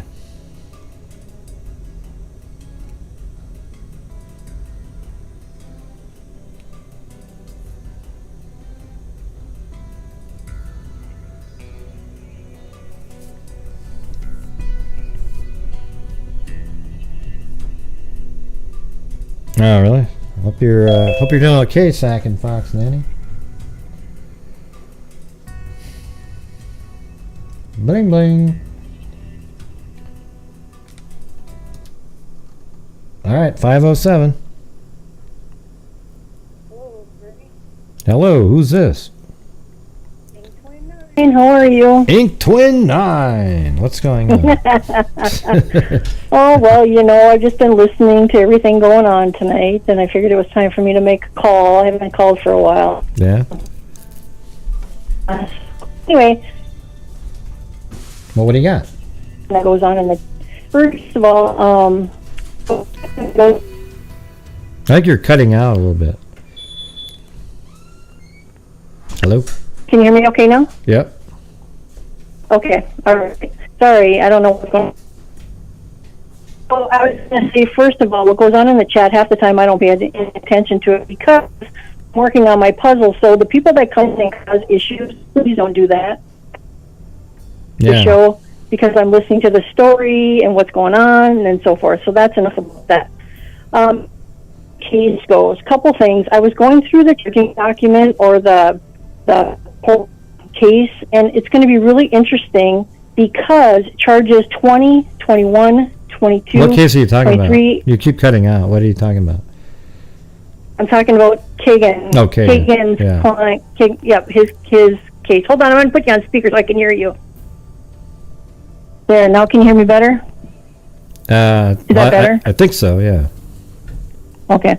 All right. So in his charges, because he's been charged with 30 counts, charges 20, 21, 22, 23, 24, and 25 are all dated from February 17th. I just looked at them again. But nobody's ever mentioned anything about February 17th, and how odd that is that he's got charges from that day in that document. But isn't that? But the 17th is. I thought the 17th is the date where the mask was worn at the person's house, and he's the account. So maybe that was. I don't know. Oh, maybe it was. Maybe it is. Yeah, I don't know. But anyway, I haven't heard anybody really specifically say about the 17th. So that's a thought that I have about that situation. Second off, as far as Tony Kline is concerned, what a dirtbag. You know, I listened to the murder sheet again today while I was off. Well, hold on. I think there might have. We'll go back to the murder sheet in a second, but I mean, on the 17th, I think there wasn't one of their charges also for communicating with, because of what they were looking at. He communicated with like one of Libby's friends.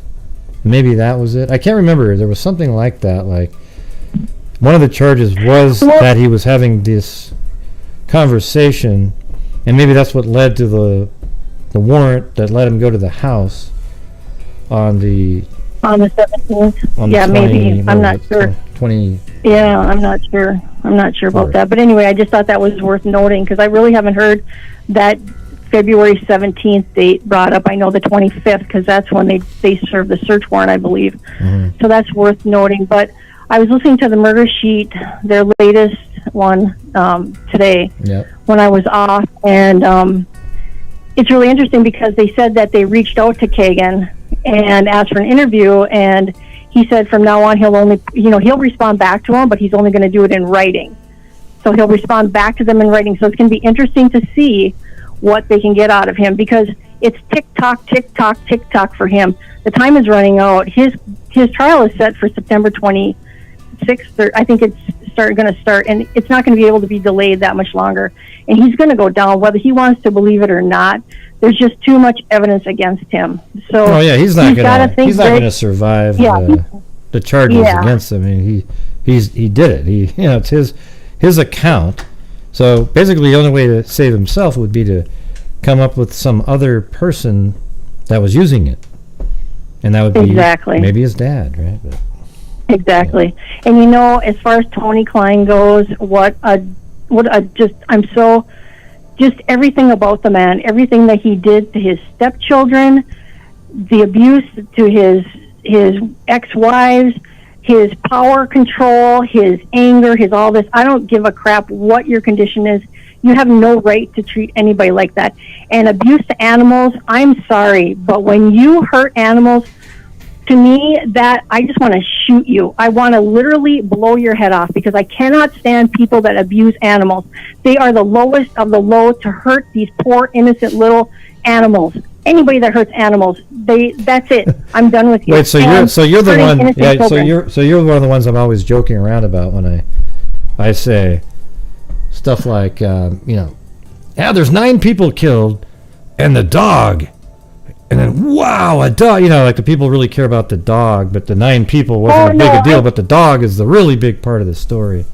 No, it's not that. It's just that when people purposely go out and harm animals, when they abuse animals for no reason, like he, killed the cat, he shot a dog for no reason. I mean, I totally, animals all have a place in our lives, and I don't believe animals are better than people. But when you use your control and your evilness to hurt animals, Yeah, I have a problem with you. Yeah, because they were sort of like almost they're almost like a little kid, you know. Exactly. I mean, a pit bull may be a Killed little the cat different, and shot the dog. yeah, pit bull might be a little Right. different, And but so like a little he- chihuahua or something, or a cat or something, you know, you're just. Yeah. He stomped the cat and so forth. So I have no time for him, and I hope to God that they nail him for all this crap. And it infuriates me that he was not put away a long time ago for all this crap that he was doing, because he's the lowest of the low of the scum of the scum. And to raise a son to be like this, those two are both. They're both shysters. They're both just. I have no words to even put in for my feelings for either of them, and I hope they both go down. Kagan's not coming out, and I hope that he sings like a bird. If his father has anything to do with this, he better open up and start singing, because he's going to go down one way or another. Kagan, you're going away. Sorry, buddy. Going away. Bye-bye. You're going to be eating honey buns and Cheetos for the rest of your life, because you're not coming out. And you better get your dad off of there, because you know what? Old daddy was using your phone and was using you. Stepped one step away, and he will let you fry. He will let you fry for all the crap that he did. You both are just as guilty as forever. Even no matter what you did, what you've done, Kagan, you need to step it up and own it, and quit hiding behind all this crap. We know what you did. It's all in writing. They've got everything right in front of them, and they're coming after you. And the freaks are coming. We are coming. We're not going to put this case down until we have this solved one way or another. We've got signatures. We've got a lot of evidence. We got stuff out there, stuff that we're not privy to, and they're keeping it all together right now because they want to make sure that they get that one shot at them. One shot. Yeah. They don't want to. They don't want to let them out. They don't want to let them out by some technicality. They got to make sure they got a zip tie right around them. Let me ask you something. Going away, and that's the end of it. What do you really feel? Come on. I mean, my God, that was tired of it. That was like a soliloquy. That was just a.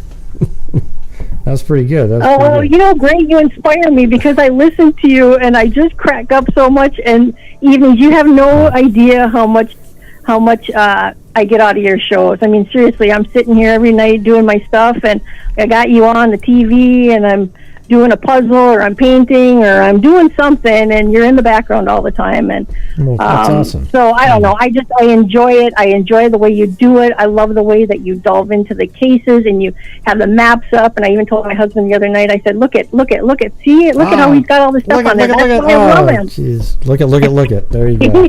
Well, I got him watching you now too. Oh, wow. So, Cool. but anyway, Yeah. I just want to tell you that's where I'm thinking about the case, and that's how I feel about everything. And I love your dogs, and oh my God, Blue is licking his little paw there. I just want to squeeze him. He's so cute. Yeah. But anyway, you guys, thanks. Thank you so much for supporting the channel. Keep the fight. We need to get more supporters. We got to get Gray out there. Everybody knows. Anybody that knows anything about true crime knows that Gray is on top of it. Gray is doing it for the right reason, and I'm happy to support the channel. I'm happy to be a Megazoid freak, and we got to just keep pumping out, and share Gray. Everybody, we got to bring more people into the channel because we're doing good things, guys. We're doing really good things. We want to keep it going. Well, that's the main thing. We don't want the train to stop. But listen, I didn't pay you any money to say any of that stuff. Okay. No, you didn't pay me anything. But I'll send you the Hell stuff no. later. Okay. Yeah. You know me. That's just how I am. So I'll let you go now. I just had to get that off my chest because it's just been driving me nuts. Where do you live? Do you when I live heard in about the like Ilwaco. Minnesota or Canada or something? I live in Minnesota. I knew it because I could tell that the way you said one of your words. Oh. I could tell. That's why I said you live in Minnesota or Canada. I was like, oh, there it is. Yeah, I know. Yeah. Yeah. I am from. We say here, yeah, you betcha. Yeah, there you go. Yeah, you betcha. There you go. And for sure. Yeah. All right, Greg. Well, keep thanks up for the fight. We're here for you. Well, thanks for the Love kind the words. channel. Thank you. All right. Okay, freaks. Great to see you guys all out there. All right. Take care. See you later. Okay, bye-bye. Bye-bye. Wow, that was a cool call. Made me, feel like I'm, some people I help out, or do. I don't know. I used to love, Art Bell. I used to always love to, and he was sort of like this friend that you'd have, like at night, you just turn it on and there he was. Ding, ding, ding, ding, ding, ding, ding, ding. It was just really, and then here he comes, Art Bell. And then you've got like 2 or 3 hours listening to Art Bell. And I don't know, it's weird. You almost felt like you knew the person. So it'd be cool. I mean, hopefully some of you guys feel similar, like we do these shows every single night. I just don't have ads, like sponsors or anything like that. It's all you guys. You guys are the only, source of income really that comes in. The ad revenue is just horrendous. I mean, it's. I think the ad revenue on my channel, the ad revenue is like maybe $600 a month total. And we're donating $5,000 last month. So I mean, if there was no super chats or channel membership, we'd be donating like $150.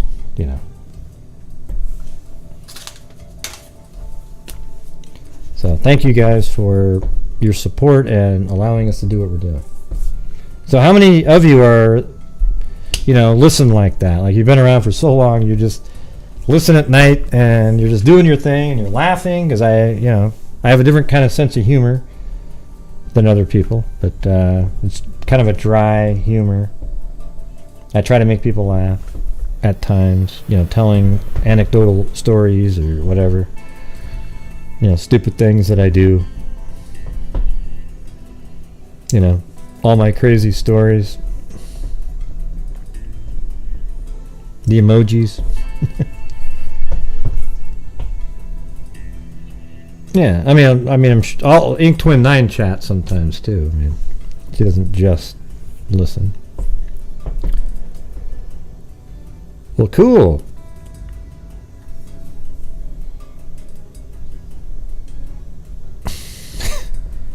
Map it out. Ray Hughes it. Almost every night. Ah, cool. Patriot Lady. Awesome. Yeah. Well, you could do, if you do a super chat twin thing, you get an extra chance. I mean, a PayPal is what I meant.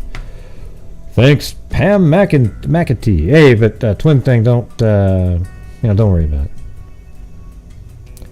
Pam McAtee. You look great when you laugh and smile. Should I do a fake one? Hey! Like cheerleaders do. They lose by 20 and they got this big grin on their face. It's either because they didn't even know their team lost, or they're really good at faking that. I know it's creepy, isn't it? I don't know how anybody can fake a smile. It's amazing. You see all these politicians. They go, "Hey, can we get a photo?" And they show it right up and they go. And somehow when they do it, it looks absolutely legit in the photo that goes out there. They must sit in front of their mirror and practice, because as soon as the picture's done, their face goes right down to the blank look they had prior. It's like, but somehow right in that little moment, it was perfect.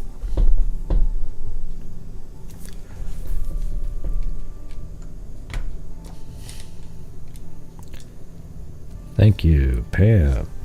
I think I put that in there, didn't I?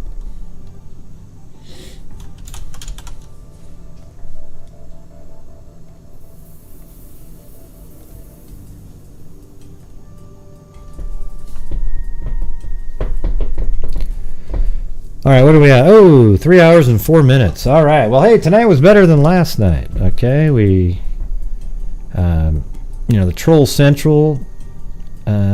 I know it's kind of sucks for people that aren't channel members that are out there that are watching, but it's really the only way to do it, I think. I mean, if a troll wants to pay money, come on and make a troll comment. We'll still block them, but at least there was some financial portion of it, and it makes it harder. They're not going to really want to be doing that. So And I mean, we're getting close to, we got like 600 and some odd members. So, I don't know.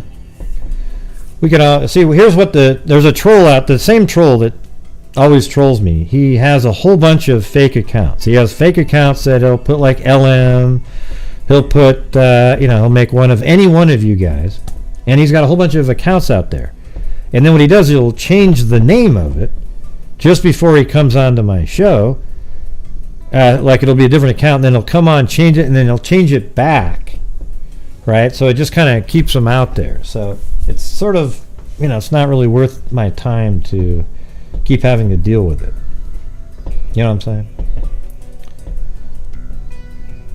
Yeah, and then there's the troll fund that, works pretty good as a disincentive. Like every time he comments, you guys send in super chats to counter it, and it's like, wow, he's having the exact opposite effect of that he would want.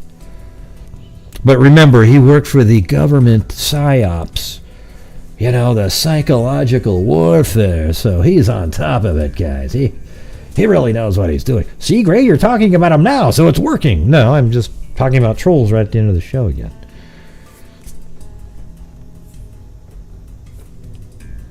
Yeah, well, he already said he was going to go there, so security will be aware of it. So he's just a psycho.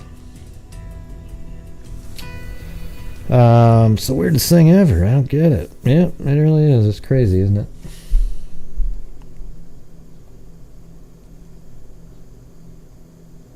No, don't worry about it, Dreaming Girl. You're fine. You're fine. Thank you. All right, so I'm going to do a spin for the tumbler, the everything tumbler, and then the let's see, and then we'll do one for the what is it? How about, does everybody want the It's a House mug tonight? This one? It's a house. That one? That's a pretty good one. So how about we do that? Everything tumbler and It's a House mug. It's a house! It's a house! I can't even do it anymore. My voice is screwed. All right.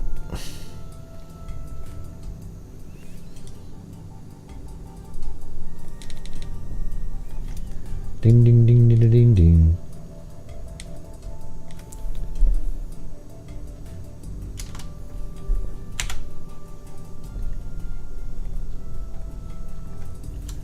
So during the in the Barker interview that we were listening to earlier, I put everybody in there from last night. That's what I was doing during that.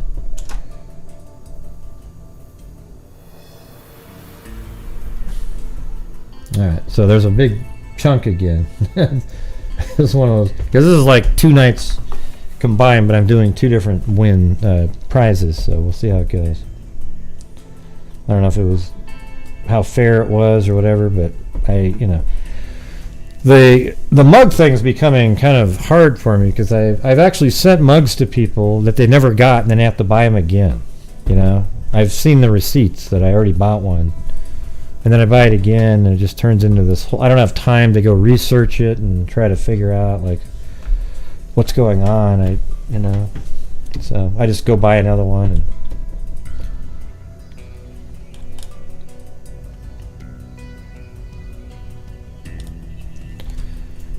all right, so there you go. It's kind of got a lot of stuff in it. This is 2 days worth though, so here we go. All right, I'm not even going to change the music.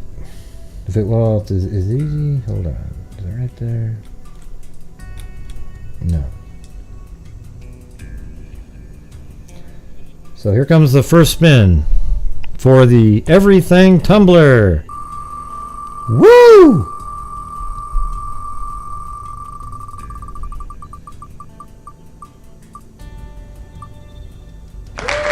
quietly frozen. Look at that, how she wins. I mean, she's like a legend. Are you still out there quietly frozen?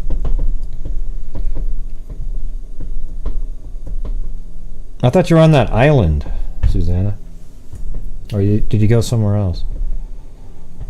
I'm not sure if you're still there quietly frozen. Do you want this one? Because you passed up about 4 of them already. I'm just waiting for her. She might not be here anymore. I mean, for the show, she could have left.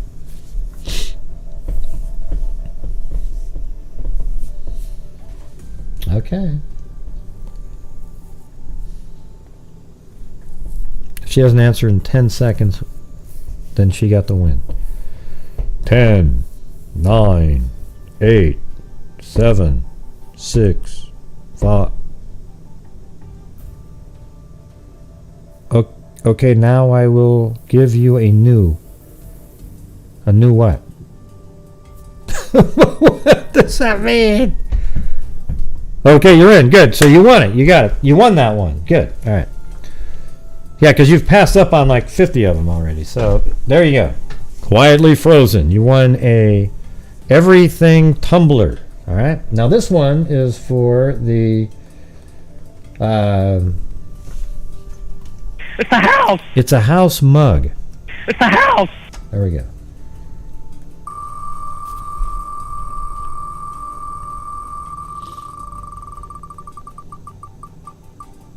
Look at this. Oh, Cold Truth won that one. Yeah, she was the one that came on and read that whole document. Yeah, so. There you go. I'll let her know that she won a mug. That's pretty funny. All right.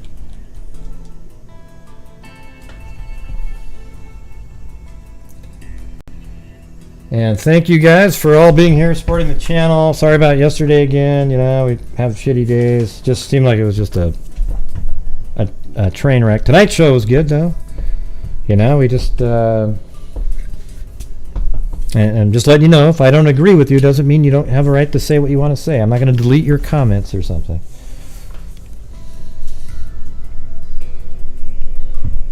And thanks to all the callers that called in. You guys are awesome.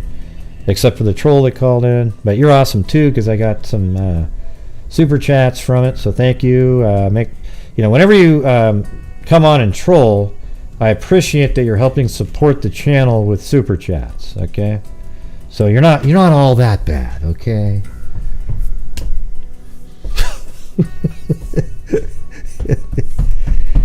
Great.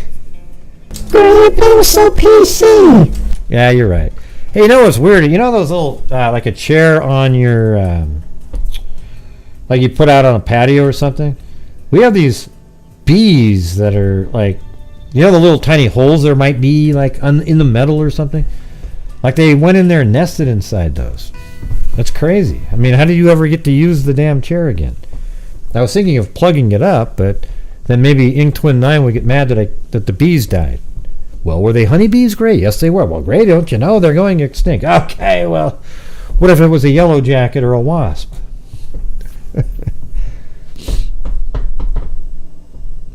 Yeah, that's what I was thinking. Something like some sort of a putty to stick in there. Or we'll just start drinking honey out of the chair. I mean, it'll look weird on the street, but, you know. All right, everybody. Thank you guys very much, and we'll see you guys tomorrow. Who knows what tomorrow will bring, but thank you guys very much. And as I always say, everybody, until next time, be safe out there. And I'm still working, by the way, on the Facebook page. Well, I haven't even started working on it, but it's still in my mind. I'll try to do it in the morning tomorrow, having a Facebook group where everybody after the show can run over there underneath the video and chat about whatever you wanted to about the show, and then I'll turn off the commenting, and the next day will be a whole nother show. Sound good? Awesome. All right, everybody. Be safe out there. Yeah, I've been doing this true crime thing for quite a while now. And during this whole time,